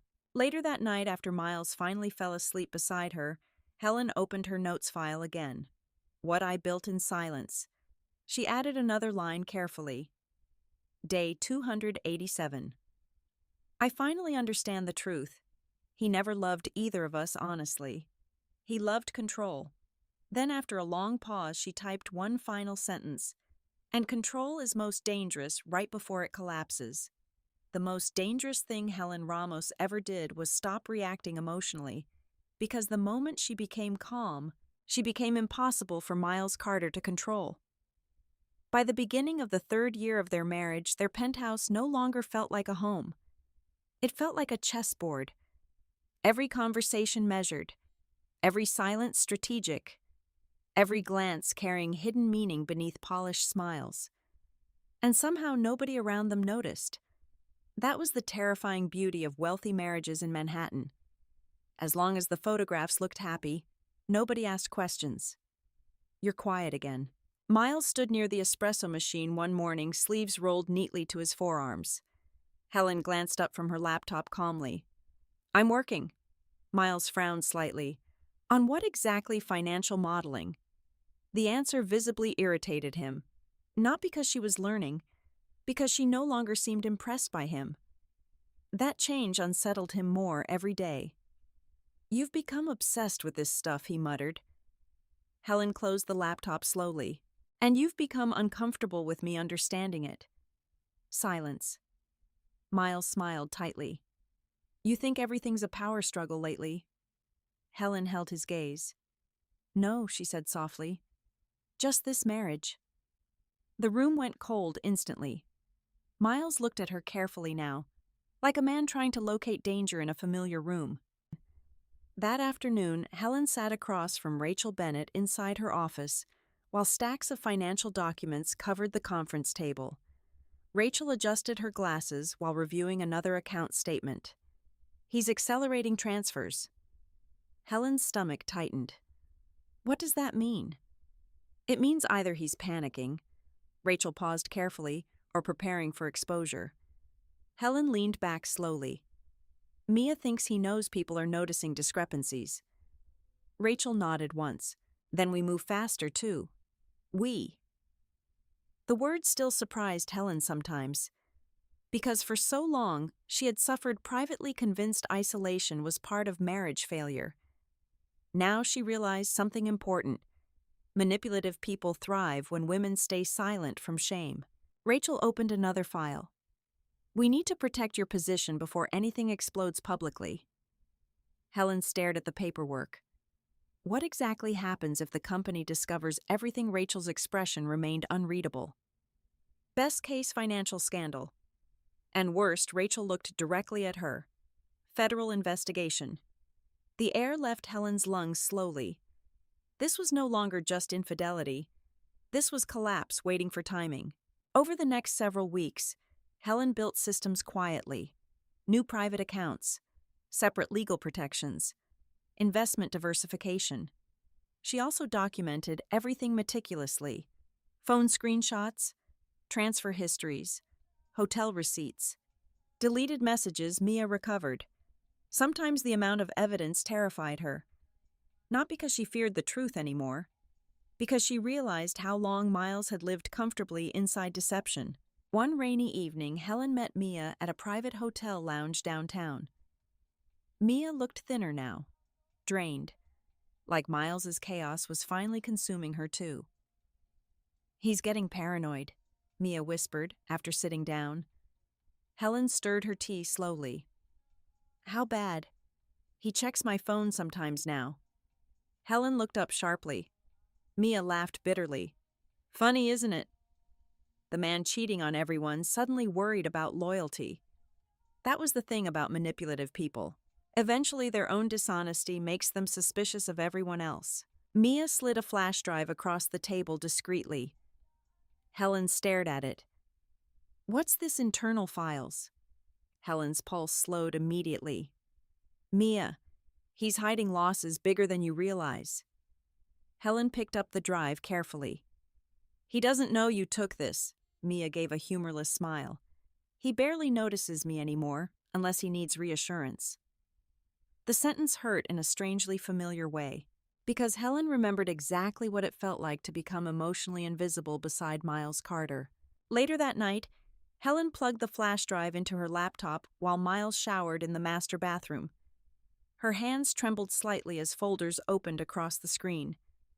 Private ledgers, offshore routing, undisclosed liabilities, millions. Dear God, Helen stared at the numbers in disbelief. Miles hadn't simply made risky decisions. He'd been desperately covering catastrophic mistakes, and somehow maintaining the illusion of perfection while doing it. A sound behind her made her jump. Miles's footsteps. Helen quickly minimized the screen just as he entered the bedroom. "You okay?" he asked casually, towel around his neck. Helen forced herself to breathe normally. "Fine." Miles studied her for a moment. Then his eyes drifted briefly toward the laptop. "You've been spending a lot of time online lately." There it was again. Surveillance disguised as curiosity. Helen smiled faintly. "I'm learning." Miles walked closer slowly. "You know what worries me? What you're starting to look at me like I'm the enemy." The sentence lingered heavily between them, because beneath all the lies and manipulation, Miles finally sensed it. The emotional bond was dying. Helen closed the laptop carefully. Maybe enemies are just people we trusted too long. For the first time in years. Miles had absolutely no response. A week later, Carter and Knox announced Miles Carter's promotion to Chief Financial Officer. The entire company celebrated. Business magazines praised him. Executives toasted him publicly. Investors applauded his visionary leadership. Helen watched the announcement from the penthouse living room with eerie calm. Miles entered carrying champagne that evening. "We did it," he said proudly. "We." That word again, as if she helped build the illusion currently collapsing beneath him. He popped the bottle with a grin she hadn't seen in years. "You're looking at the new CFO of Carter and Knox." Helen smiled softly. "I know." Miles poured champagne into crystal glasses. "You don't seem excited." Helen took the glass carefully. "Oh, I think this is a very important moment for you." The sentence sounded supportive. But internally, Helen meant something entirely different. Because Rachel had been right. The higher he climbed, the harder the fall would become. At the celebration gala that weekend, Miles looked invincible. Tailored tuxedo, perfect smile, confident posture. Everyone wanted his attention. Everyone admired him. Helen stood beside him in silver silk while cameras flashed around them. And for the first time, she felt absolutely nothing emotionally. No longing, no heartbreak, no hope, just observation. Freedom was beginning to replace grief. During dinner, Cynthia Blake leaned toward Helen quietly. "You know your husband's becoming very powerful." Helen glanced toward Miles, laughing with board members. "Yes," she said calmly. "Power changes people." Cynthia studied her carefully. "No," she replied softly. Power reveals them. The sentence settled deep inside Helen's chest, because Miles hadn't transformed into someone cruel. He had always been this person. Success simply gave him more room to hide it. Later that night, Miles pulled Helen onto the balcony away from the crowd. The city skyline glowed behind him, while distant music echoed from inside the ballroom. "You've been incredible lately," he said suddenly. Helen blinked slowly. What Miles rested his hands lightly on her arms. No drama. No emotional fights. Just peace. The irony almost destroyed her. He thought her emotional detachment was marital improvement, not emotional death. Helen looked at him carefully. "You really believe we're doing better?" Miles hesitated. For the first time, uncertainty flickered across his face. Then he smiled softly. "I think we found our balance again." Balance. What a beautiful word for emotional surrender. Helen gently stepped back from him, and something about the movement unsettled Miles immediately. "You know," she said quietly, "sometimes silence doesn't mean peace." Miles's expression tightened slightly. "What does it mean then?" Helen held his gaze for several long seconds. Then softly, "It means someone stopped asking to be loved correctly." The sentence hit him. She saw it happen. Not fully, but enough. Enough for discomfort to finally reach his eyes. Good. Because discomfort was becoming fear. That night, after Miles fell asleep beside her again, Helen opened her notes file one more time. "What I built in silence." She typed slowly. Day 402. "He became CFO tonight. Everyone applauded the version of him I now know is collapsing underneath the surface." Then, after a long pause, she added, "Rachel says powerful men fall hardest when they believe they've already won." Helen stared at the sentence for several seconds, then finally typed one last line, "So I'll let him keep winning a little longer." The collapse didn't begin with screaming.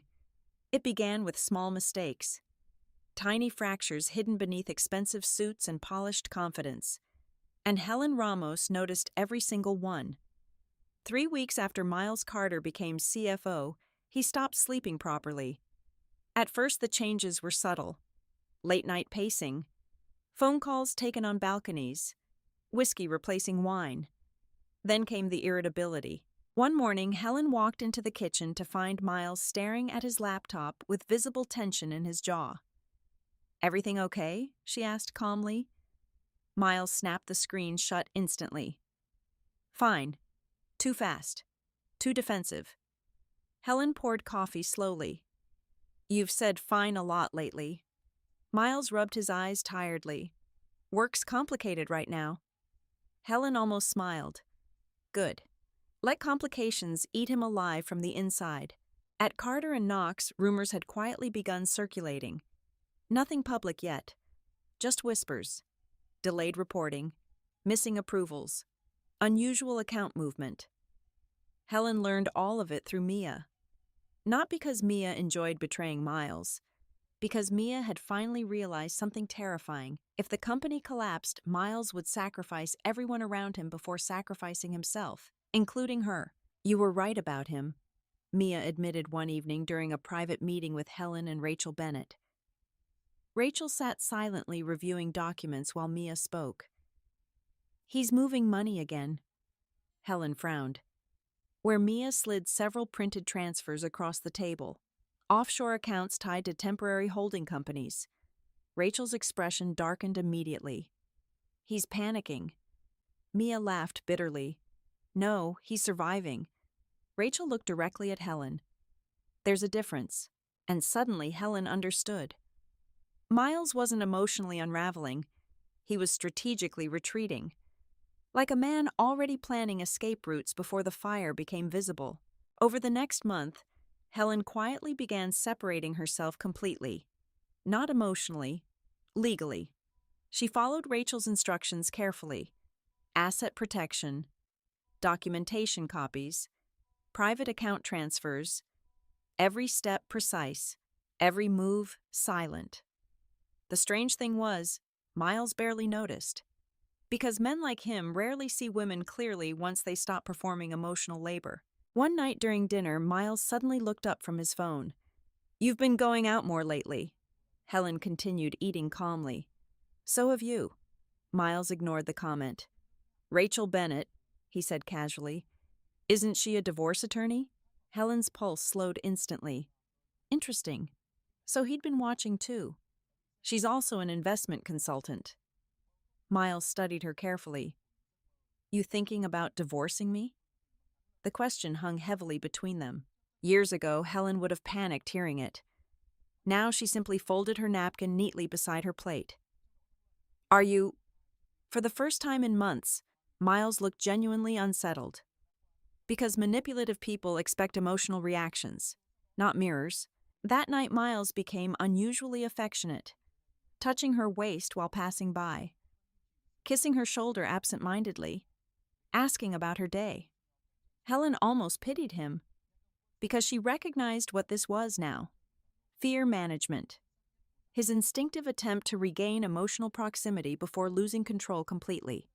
"You know I love you, right?" he murmured quietly while they lay in bed. Helen stared at the dark ceiling above them. The sentence hurt less than she expected. Maybe because she finally understood that love without honesty was just emotional theater. "Do you?" she whispered softly. Miles turned toward her immediately. "What's that supposed to mean?" Helen looked at him calmly. "Nothing." But the word lingered in the room long after silence returned. At the office, pressure around Miles intensified rapidly. Cynthia Blake began questioning irregularities privately. Board members requested additional documentation. Internal auditors became more aggressive. Miles responded the way powerful men often do when threatened, by becoming crueler. He yelled at an analyst until she cried. Mia told Helen during another meeting. Helen frowned slightly. "That doesn't sound like him publicly." "Publicly, no." Mia looked exhausted. "He's losing emotional control behind closed doors." Good. That meant fear was finally reaching his nervous system. One Friday evening, Helen attended a company fundraiser beside Miles. The ballroom buzzed with investors, executives, and political donors. To outsiders, they still looked perfect. The successful CFO and his elegant wife. But Helen noticed everything now. The twitch in Miles's jaw whenever someone mentioned audits. How quickly he drank. How often he checked exits unconsciously. Predators always sense danger before collapse. During cocktail hour, Cynthia Blake approached Helen privately. "You seem calm lately," Cynthia observed. Helen smiled faintly. "I've had practice." Cynthia glanced across the room toward Miles. "He's under pressure." Helen followed her gaze. "Yes." Cynthia lowered her voice carefully. "Pressure reveals character faster than success ever will." The sentence settled deeply inside Helen, because she had already witnessed it firsthand. Success made Miles arrogant. Pressure made him dangerous. Later that evening, Helen watched Miles lose his temper publicly for the first time. A junior executive accidentally referenced delayed reporting timelines during a conversation near investors. Miles interrupted sharply. That information wasn't finalized. The room went quiet immediately. The executive stammered nervously. I thought you thought wrong." The cruelty in Miles's tone sliced through the room instantly. People exchanged uncomfortable glances. Helen saw it happen in real time. The image cracking. Tiny fracture, but visible. Miles noticed it too, and that terrified him. On the drive home, silence filled the car like smoke. Finally, Miles exhaled harshly. "Idiots everywhere lately." Helen looked out the window calmly. "You embarrassed him," Miles scoffed. "He embarrassed himself." Helen turned toward him slowly. "You used to be kinder." The sentence hit harder than she intended. Miles gripped the steering wheel tighter. "You think you know what pressure feels like?" Helen almost laughed. Pressure. She spent 3 years sleeping beside betrayal, while quietly rebuilding her life from emotional ashes. But she simply said, "I think pressure reveals who people really are." Miles looked at her sharply. For one dangerous second, Helen thought he might finally realize how much she knew. Instead, he just looked away. Good. Let paranoia consume him slowly. That weekend, Helen received devastating news from Mia. He cut me off. Helen frowned immediately. What Mia sat across from her in Rachel's office, visibly shaken. He ended things yesterday. The room went silent. Helen studied her carefully. You're surprised, Mia laughed bitterly through tears. No. A pause. I'm humiliated. Helen understood that feeling intimately. Mia wiped at her eyes angrily. He said I became emotionally draining. God. The pattern was almost insulting in its predictability. Rachel leaned back calmly. What changed Mia's voice hardened instantly. I started questioning him. Exactly. The moment women stopped feeding Miles Carter unconditional validation, he discarded them emotionally. Then Mia said something that made Helen's blood run cold. He thinks someone's building a case against him. Rachel and Helen exchanged a sharp glance immediately. What exactly did he say? Rachel asked carefully. Mia swallowed hard. He said if things go bad, he'll make sure he's the only one who survives. Silence. Heavy. Dangerous. Rachel closed the folder in front of her slowly. That changes everything. Helen's stomach tightened. What does that mean? Rachel looked directly at her. It means we move now before he becomes desperate. Desperate men with power were dangerous. All three women knew it. That night, Helen returned home to find Miles alone on the balcony, city lights reflecting in his whiskey glass. He looked exhausted, older somehow. For a moment, Helen almost saw the man she once loved again beneath the damage. Then he turned, and the coldness returned instantly. You ever feel like people only love you when you're useful? He asked suddenly. The question shocked her. Helen walked closer carefully. What happened today? Miles laughed quietly under his breath. Nothing. Lie. But this time, it sounded fractured. Human. For one brief second, Helen realized something important. Miles Carter was beginning to understand collapse emotionally. Not fully, but enough to feel fear. And fear changes powerful men into unpredictable ones. Later that night, while Miles slept restlessly beside her, Helen opened her notes again. What I built in silence. She typed carefully. Day 463. The cracks are visible now. Even people around him can feel it. Then after a pause, Mia says he'll sacrifice anyone to survive. I believe her. Helen stared at the blinking cursor for several seconds, then finally added one final line. And for the first time since the honeymoon, I think Miles Carter is afraid too. The fall of Miles Carter began on a Tuesday morning. Quietly. No sirens. No headlines. No dramatic arrests. Just one email. And from that moment forward, nothing in his carefully constructed world stayed stable again. Helen Ramos was sitting in the cafe near Bryant Park when Mia called her unexpectedly. Not texted. Called. That alone terrified Helen immediately. Mia. He knows. Helen's entire body went cold. What do you mean? He knows someone leaked information. The noise of the cafe disappeared around Helen instantly. Mia, slow down. I can't. Mia sounded breathless. Internal auditors flagged the offshore accounts this morning. Helen stood immediately, heart pounding. Does he know it's you? A dangerous silence followed. Then quietly, I think he suspects everyone now. By noon, rumors exploded across Carter and Knox. Executives were suddenly pulled into emergency meetings. Compliance officers flooded accounting departments. Legal teams arrived unexpectedly. And somewhere inside that collapsing machine, Miles Carter was trying desperately to regain control. Helen returned to the penthouse before sunset. The apartment felt strange. Still. Heavy. Like even the walls sensed something breaking. At 8:43 p.m., the front door opened violently. Miles walked in without speaking. No jacket. Tie loosened. Eyes dark with fury. Helen looked up slowly from the couch. Long Day Miles threw his keys onto the marble counter so hard they skidded across it. "Who have you been talking to?" There it was. No performance, no polished, executive calm. Just raw panic bleeding through expensive tailoring.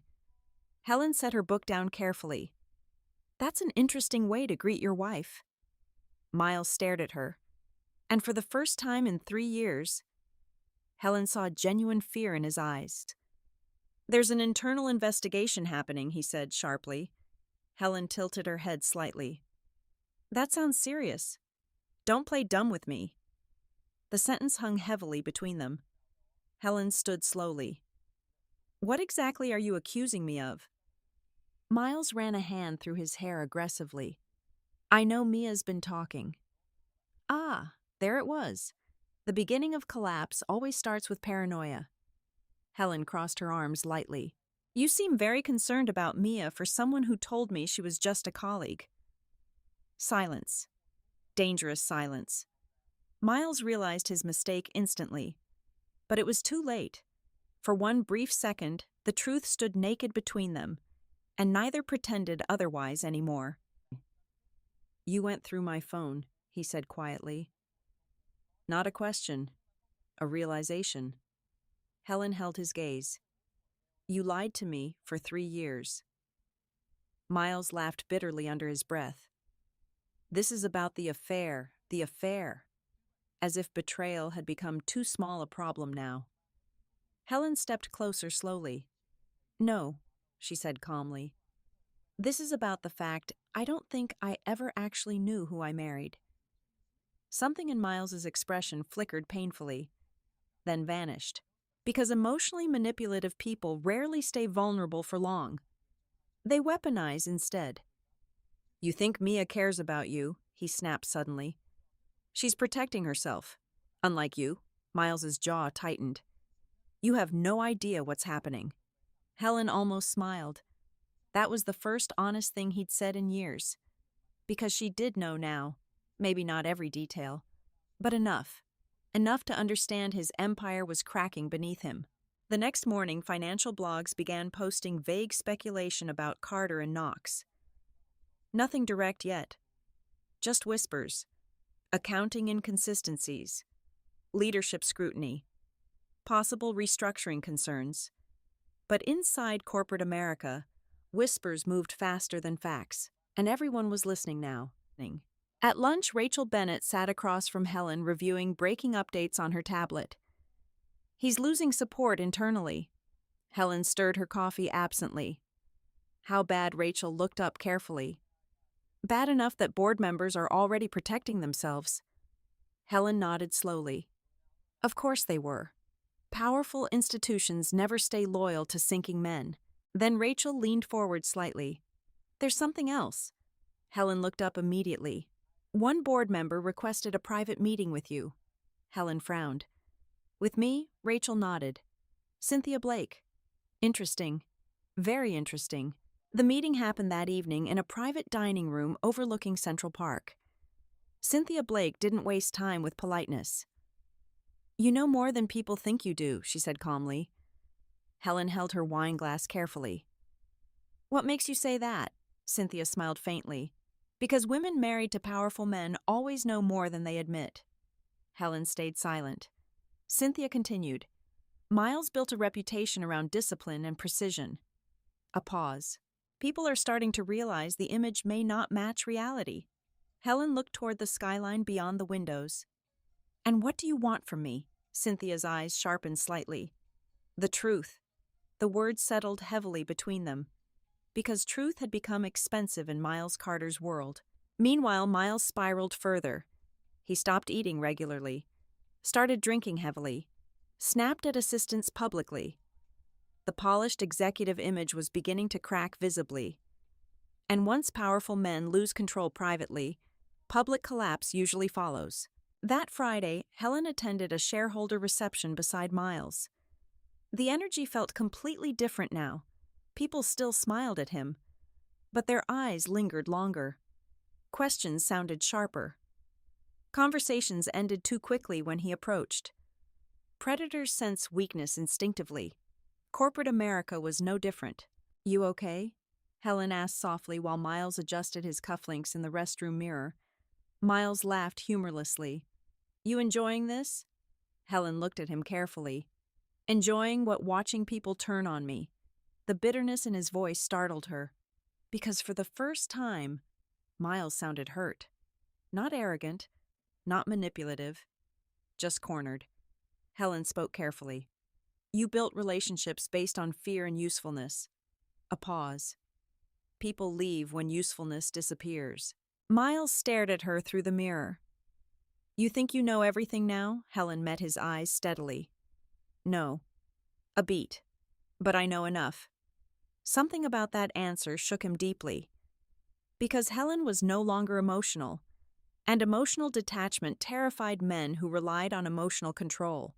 During the reception, Helen watched Miles move through the room trying desperately to maintain composure. But the cracks were visible now. Sweat near his collar, forced smiles, too much whiskey. Then came the moment everything shifted publicly. One investor approached Miles near the bar. "I heard regulators requested additional documents." The room subtly quieted nearby. Miles's smile froze. "Unfounded rumors." The investor nodded slowly. "Still, perception matters." There it was. The death sentence of corporate reputation. Perception. Helen saw panic flicker behind Miles's eyes instantly. Because once powerful people sense instability, they distance themselves fast. Later that evening, Helen stepped onto the balcony alone. Cold wind swept through Manhattan while the city glowed endlessly beneath her. Then she heard footsteps behind her. Miles. For several seconds, neither spoke. Finally, he exhaled harshly. "Did you ever love me?" The question stunned her. Helen turned slowly. What Miles laughed quietly to himself. Forget it. But Helen didn't, because suddenly she understood something tragic. Men like Miles only ask questions like that when they feel abandonment approaching. Not when they're causing pain. When they're finally afraid of receiving it. "You know what's funny?" Miles said quietly, staring out over the skyline. "I really thought you'd never leave." The honesty of it sliced through her chest. Not because it hurt, because it explained everything. He never protected the marriage because he never believed she had the strength to walk away. Helen stepped closer slowly. "You confused kindness with weakness." Miles closed his eyes briefly, and for 1 second, he looked exhausted enough to collapse completely. That night, Helen returned home alone. Miles stayed behind at the reception, trying to salvage conversations already dying around him. She entered the silent penthouse and walked directly toward his office. Then calmly, deliberately, she opened the drawer containing the original hidden photograph of him and Mia. Gone. Not because he protected the memory, because he no longer had emotional space for sentimentality. Only survival. Helen sat in his chair quietly. Then her phone buzzed. A message from Rachel. "Board meeting Monday morning. Emergency session." Another message arrived immediately after. "Helen, I think this is the beginning of the end for him." Helen stared at the screen for a long time, then finally opened her notes file one more time. "What I built in silence," she typed slowly.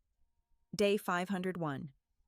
The room still applauds him publicly, but now they're watching him differently." Then, after a pause, fear has entered his life. Real fear. And finally, Miles Carter spent years making me feel powerless. Now he's discovering what powerlessness actually feels like. Monday morning arrived cold and gray over Manhattan. The kind of morning where the city itself felt tense. Helen Ramos stood in front of the penthouse windows adjusting the sleeve of her cream blazer while Miles Carter paced behind her on another phone call. "No," he snapped quietly. "Nobody talks to regulators without legal approval." Silence. Then I said, "Handle it." He ended the call violently. For several seconds, neither of them spoke. Then Miles looked at her. "You don't have to come today." Helen turned slowly. To the board meeting, Miles rubbed a hand across his jaw. It's going to be ugly. Funny. So had the last 3 years of her life. The ride downtown felt eerily silent. Miles stared out the window almost the entire drive. No charm, no manipulation, no pretending. Just fear trying desperately to disguise itself as control. Helen watched him carefully. For years she had begged emotionally for honesty from this man. Now honesty leaked out naturally through panic. Carter and Knox headquarters buzzed with tension. Executives moved too quickly. Assistants whispered in hallways. Phones rang constantly. Everyone sensed collapse approaching. They just didn't know how bad it would become. When Helen entered the executive floor beside Miles, conversations stopped briefly. Eyes followed them instantly. Not because she was the CFO's wife anymore, because people had begun sensing something else. Distance, coldness. The emotional fracture between them was finally visible. Rachel Bennett waited near the conference room entrance. Professional, calm, sharp as ever. Miles noticed her immediately. His expression darkened. "What is she doing here?" Helen answered before Rachel could. "She's representing me." The silence that followed felt nuclear. Miles stared at Helen like he no longer recognized the woman standing beside him. "Representing you for what?" Helen held his gaze steadily. "You'll find out soon enough." For the first time since the honeymoon, Miles Carter looked genuinely blindsided. Good. Inside the boardroom, tension suffocated the air. Cynthia Blake sat near the head of the table alongside attorneys, compliance officers, and external auditors. Miles remained standing for a moment, still trying to project authority, still trying to look untouchable. But Helen noticed something nobody else would. His hands were shaking slightly. The meeting began with numbers. Missing funds, unreported transfers, compliance violations. At first, Miles responded smoothly. Confident explanations, technical language, corporate precision. For a brief moment, Helen almost remembered why people trusted him so easily.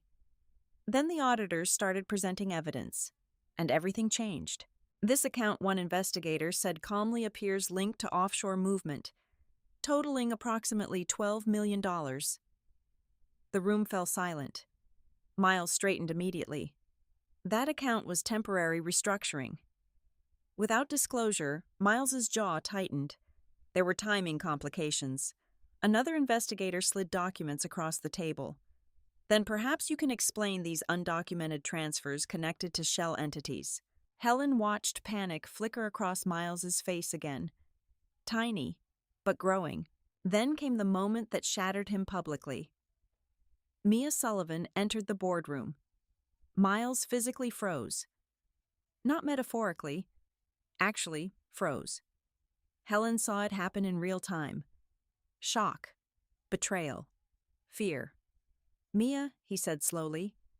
"What is this?" Mia didn't look at him. Not once. She sat beside external counsel calmly and placed additional files onto the table. More records, more transfers, more evidence. And suddenly the room understood. This wasn't rumor anymore. This was real. "You were involved in unauthorized movement of company funds," Cynthia Blake said carefully. Miles looked around the room desperately now. "No," a harsh breath. "You don't understand what's happening. The tragedy of powerful men collapsing is that they still believe control can return if they speak confidently enough." But truth had already entered the room. And truth changes everything. Helen sat silently beside Rachel while Miles unraveled across the table. At one point, his eyes found hers. God, the anger in them, the betrayal, as if she had wounded him. "You knew," he said quietly. Not to the room. To Helen. She met his gaze calmly. "Yes." The single word nearly broke him. "You set me up." The accusation echoed sharply through the boardroom. Rachel immediately intervened. "My client legally protected herself after discovering repeated financial and marital deception." Marital deception. The phrase landed heavily in the room. Several executives exchanged uncomfortable looks immediately. The perfect marriage image was collapsing too. Everything was collapsing. Miles laughed bitterly under his breath. This is revenge. Helen stared at him quietly for several seconds. Then finally, no. A pause. This is consequence. The sentence silenced the room. Because deep down, everyone understood the difference. More evidence followed. The affair, the financial manipulation, the hidden accounts. Mia confirmed everything calmly. Not emotionally. That was the part that destroyed Miles most. Neither woman was crying anymore. Neither was begging. They were simply done protecting him. "You used both of us," Mia said finally, voice shaking slightly despite her composure. Miles looked at her in disbelief. "You're turning against me now." Mia laughed quietly through tears. "You turned against everyone first." Helen felt something strange then. Not victory. Release. Because for years, Miles controlled every emotional dynamic around him. Now the women he manipulated were speaking without fear, and he had absolutely no control over it. By noon, the board voted unanimously to suspend Miles pending federal review. His title disappeared in a single sentence. Chief Financial Officer, gone. Just like that. Years of reputation destroyed inside one room. "You can't do this," Miles snapped, standing abruptly. Security moved instantly near the doors. The image almost broke Helen emotionally. Not because she pitied him, because she remembered the man who once kissed her forehead gently in Santorini before she knew who he really was. Grief and justice coexist strangely sometimes. Then Miles looked directly at Helen one final time and quietly asked the question that had been haunting this marriage from the beginning. "Why didn't you just leave me?" The room went completely silent. Helen stared at him for several seconds, then finally answered honestly, "Because I spent too long believing loving someone meant surviving them." Miles's expression cracked visibly. For the first time, not angry, not manipulative, just devastated. Helen stood slowly, and suddenly every eye in the boardroom shifted toward her. Not as Miles Carter's wife, as herself. Rachel handed her a folder quietly. Divorce filings. Already prepared. Already finalized. Helen placed them gently on the table in front of Miles. His hands trembled as he looked down at the documents. "You planned all this?" Helen's voice remained calm. "No." A pause. "You planned this the moment you decided I would never matter enough to leave." The truth hit harder than any scream could have. Because it was true. Miles only lost control once he stopped believing Helen had the strength to walk away. Outside the building, reporters had already gathered. Cameras flashed violently as executives exited one by one. Rachel guided Helen carefully through the chaos. Statement reporters shouted, "Did you know about the investigation? Are you divorcing Miles Carter?" Helen ignored all of them. Then suddenly Miles. The crowd erupted behind her. Miles exited the building, surrounded by legal counsel, face pale beneath camera flashes. For one brief second, his eyes found Helen's across the crowd. The same eyes that once made promises in candlelight. The same eyes that lied for years. Now filled with ruin. Helen expected satisfaction. Instead, she felt something quieter. Closure. Because revenge fantasies never tell you the truth, watching someone collapse doesn't heal betrayal. It just confirms they were always capable of destroying themselves eventually. That night, Helen returned alone to the penthouse for the final time. The apartment felt empty now, cold, like a stage after the audience leaves. She walked slowly through every room. The kitchen where he lied, the balcony where he hid calls, the bedroom where she cried silently beside him for years. Then finally she entered his office, opened the drawer. Empty. No hidden photos, no secrets left, just silence. Helen sat in his chair one last time and opened her notes file. "What I built in silence," she typed carefully. Day 547. Today, the world finally met the man I had been surviving privately for years. Then, after a long pause, He asked why I didn't leave sooner. Helen stared at the blinking cursor. Then finally wrote the answer she wished she'd understood years ago. Because women are taught to stay loyal to love long after love stops being loyal to them.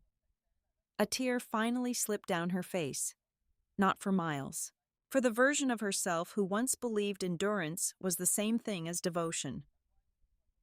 3 months after the scandal broke, Helen Ramos finally slept through the night again. Not because life had become easy, because survival no longer required hypervigilance. That was the strange thing nobody tells you about healing after betrayal. Peace feels unfamiliar at first, almost suspicious. The divorce finalized quietly on a rainy Thursday morning in Manhattan. No dramatic courtroom scene, no screaming, no public breakdown, just signatures. The ending of a marriage that had emotionally ended years earlier. Helen sat beside Rachel Bennett reviewing the final paperwork while soft rain streaked against courthouse windows. "You okay?" Rachel asked gently.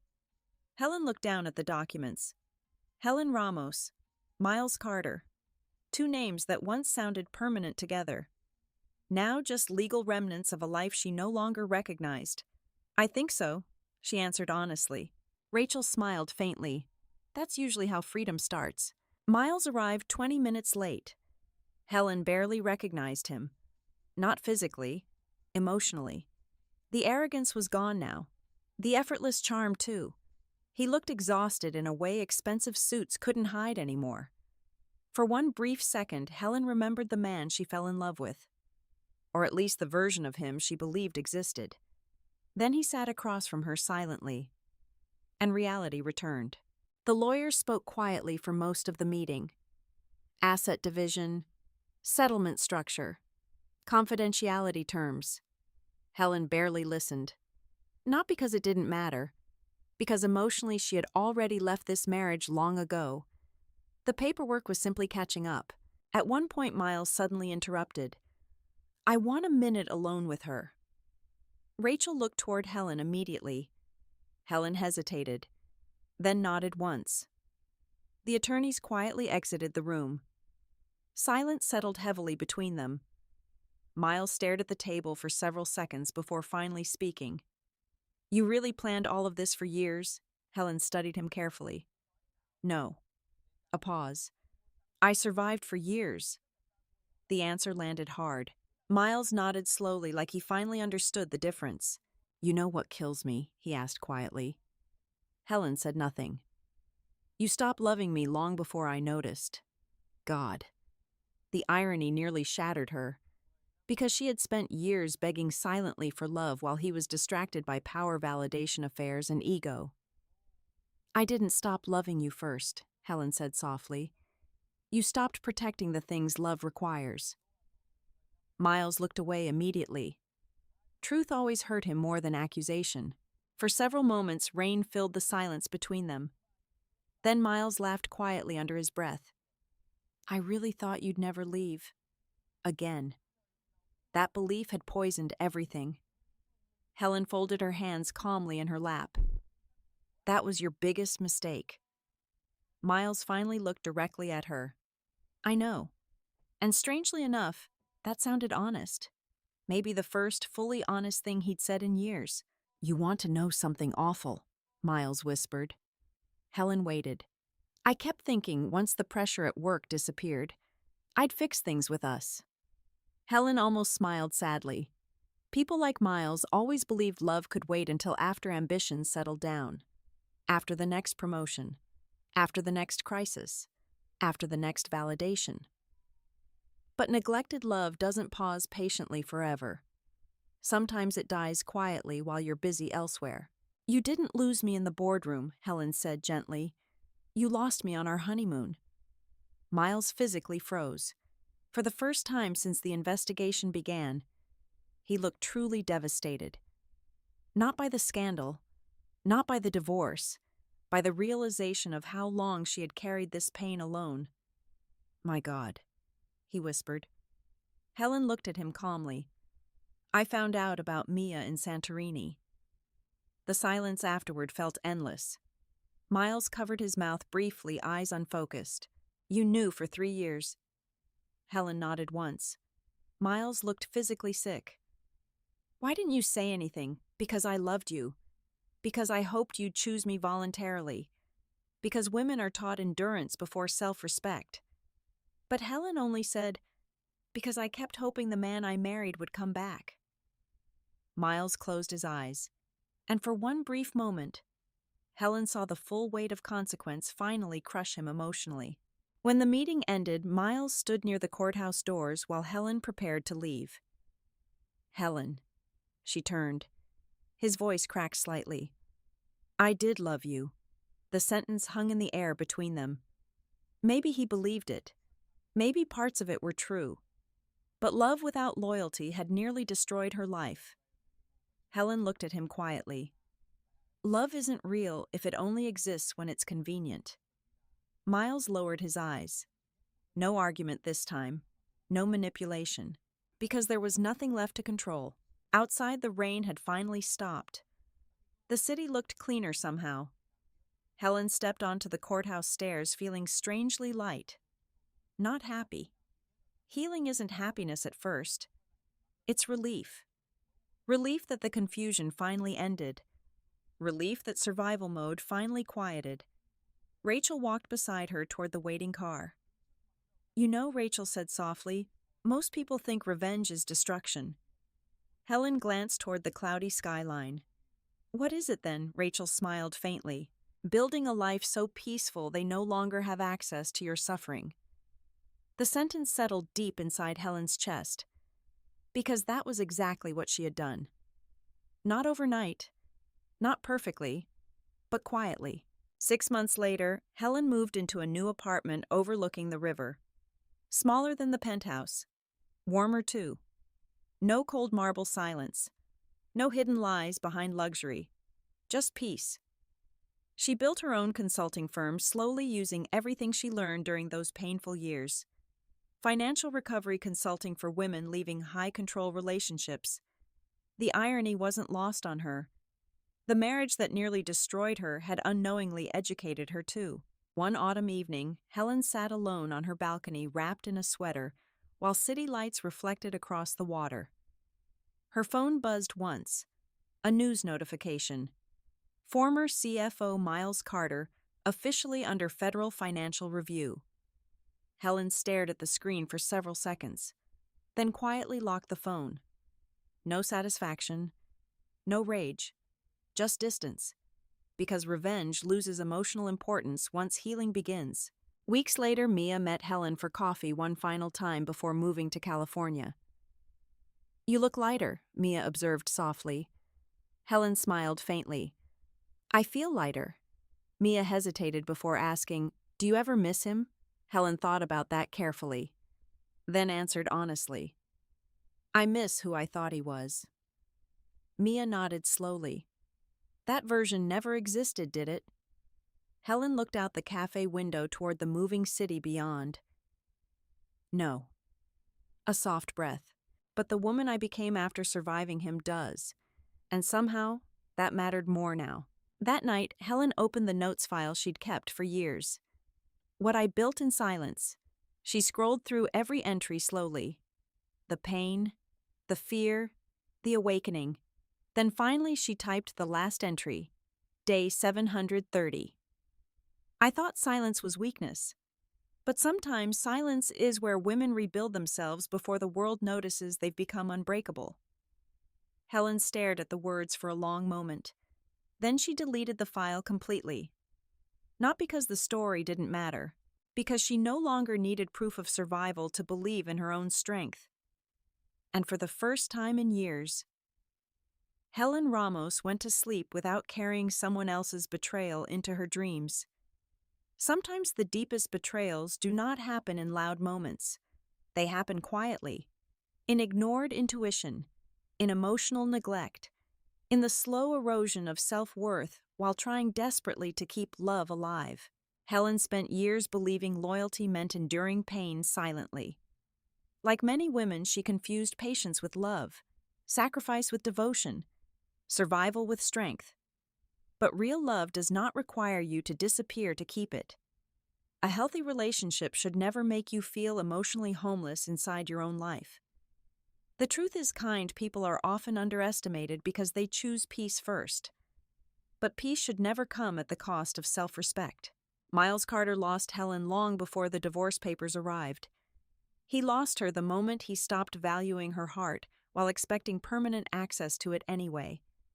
And in the end, Helen discovered something more powerful than revenge healing. Because true healing is not becoming cold. It's becoming whole again without needing closure from the person who broke you. It's learning boundaries, trusting your instincts, choosing yourself without guilt. And sometimes, the strongest thing a woman can do is stop begging for honesty and quietly build a life where betrayal can no longer reach her. If this story touched you, let me know in the comments. At what moment do you think Helen truly stopped loving Miles? And if you've ever had to rebuild yourself after heartbreak, betrayal, or emotional manipulation, remember this: your kindness was never weakness. Don't forget to subscribe for more emotional stories about healing self-worth and finding your strength again after everything falls apart.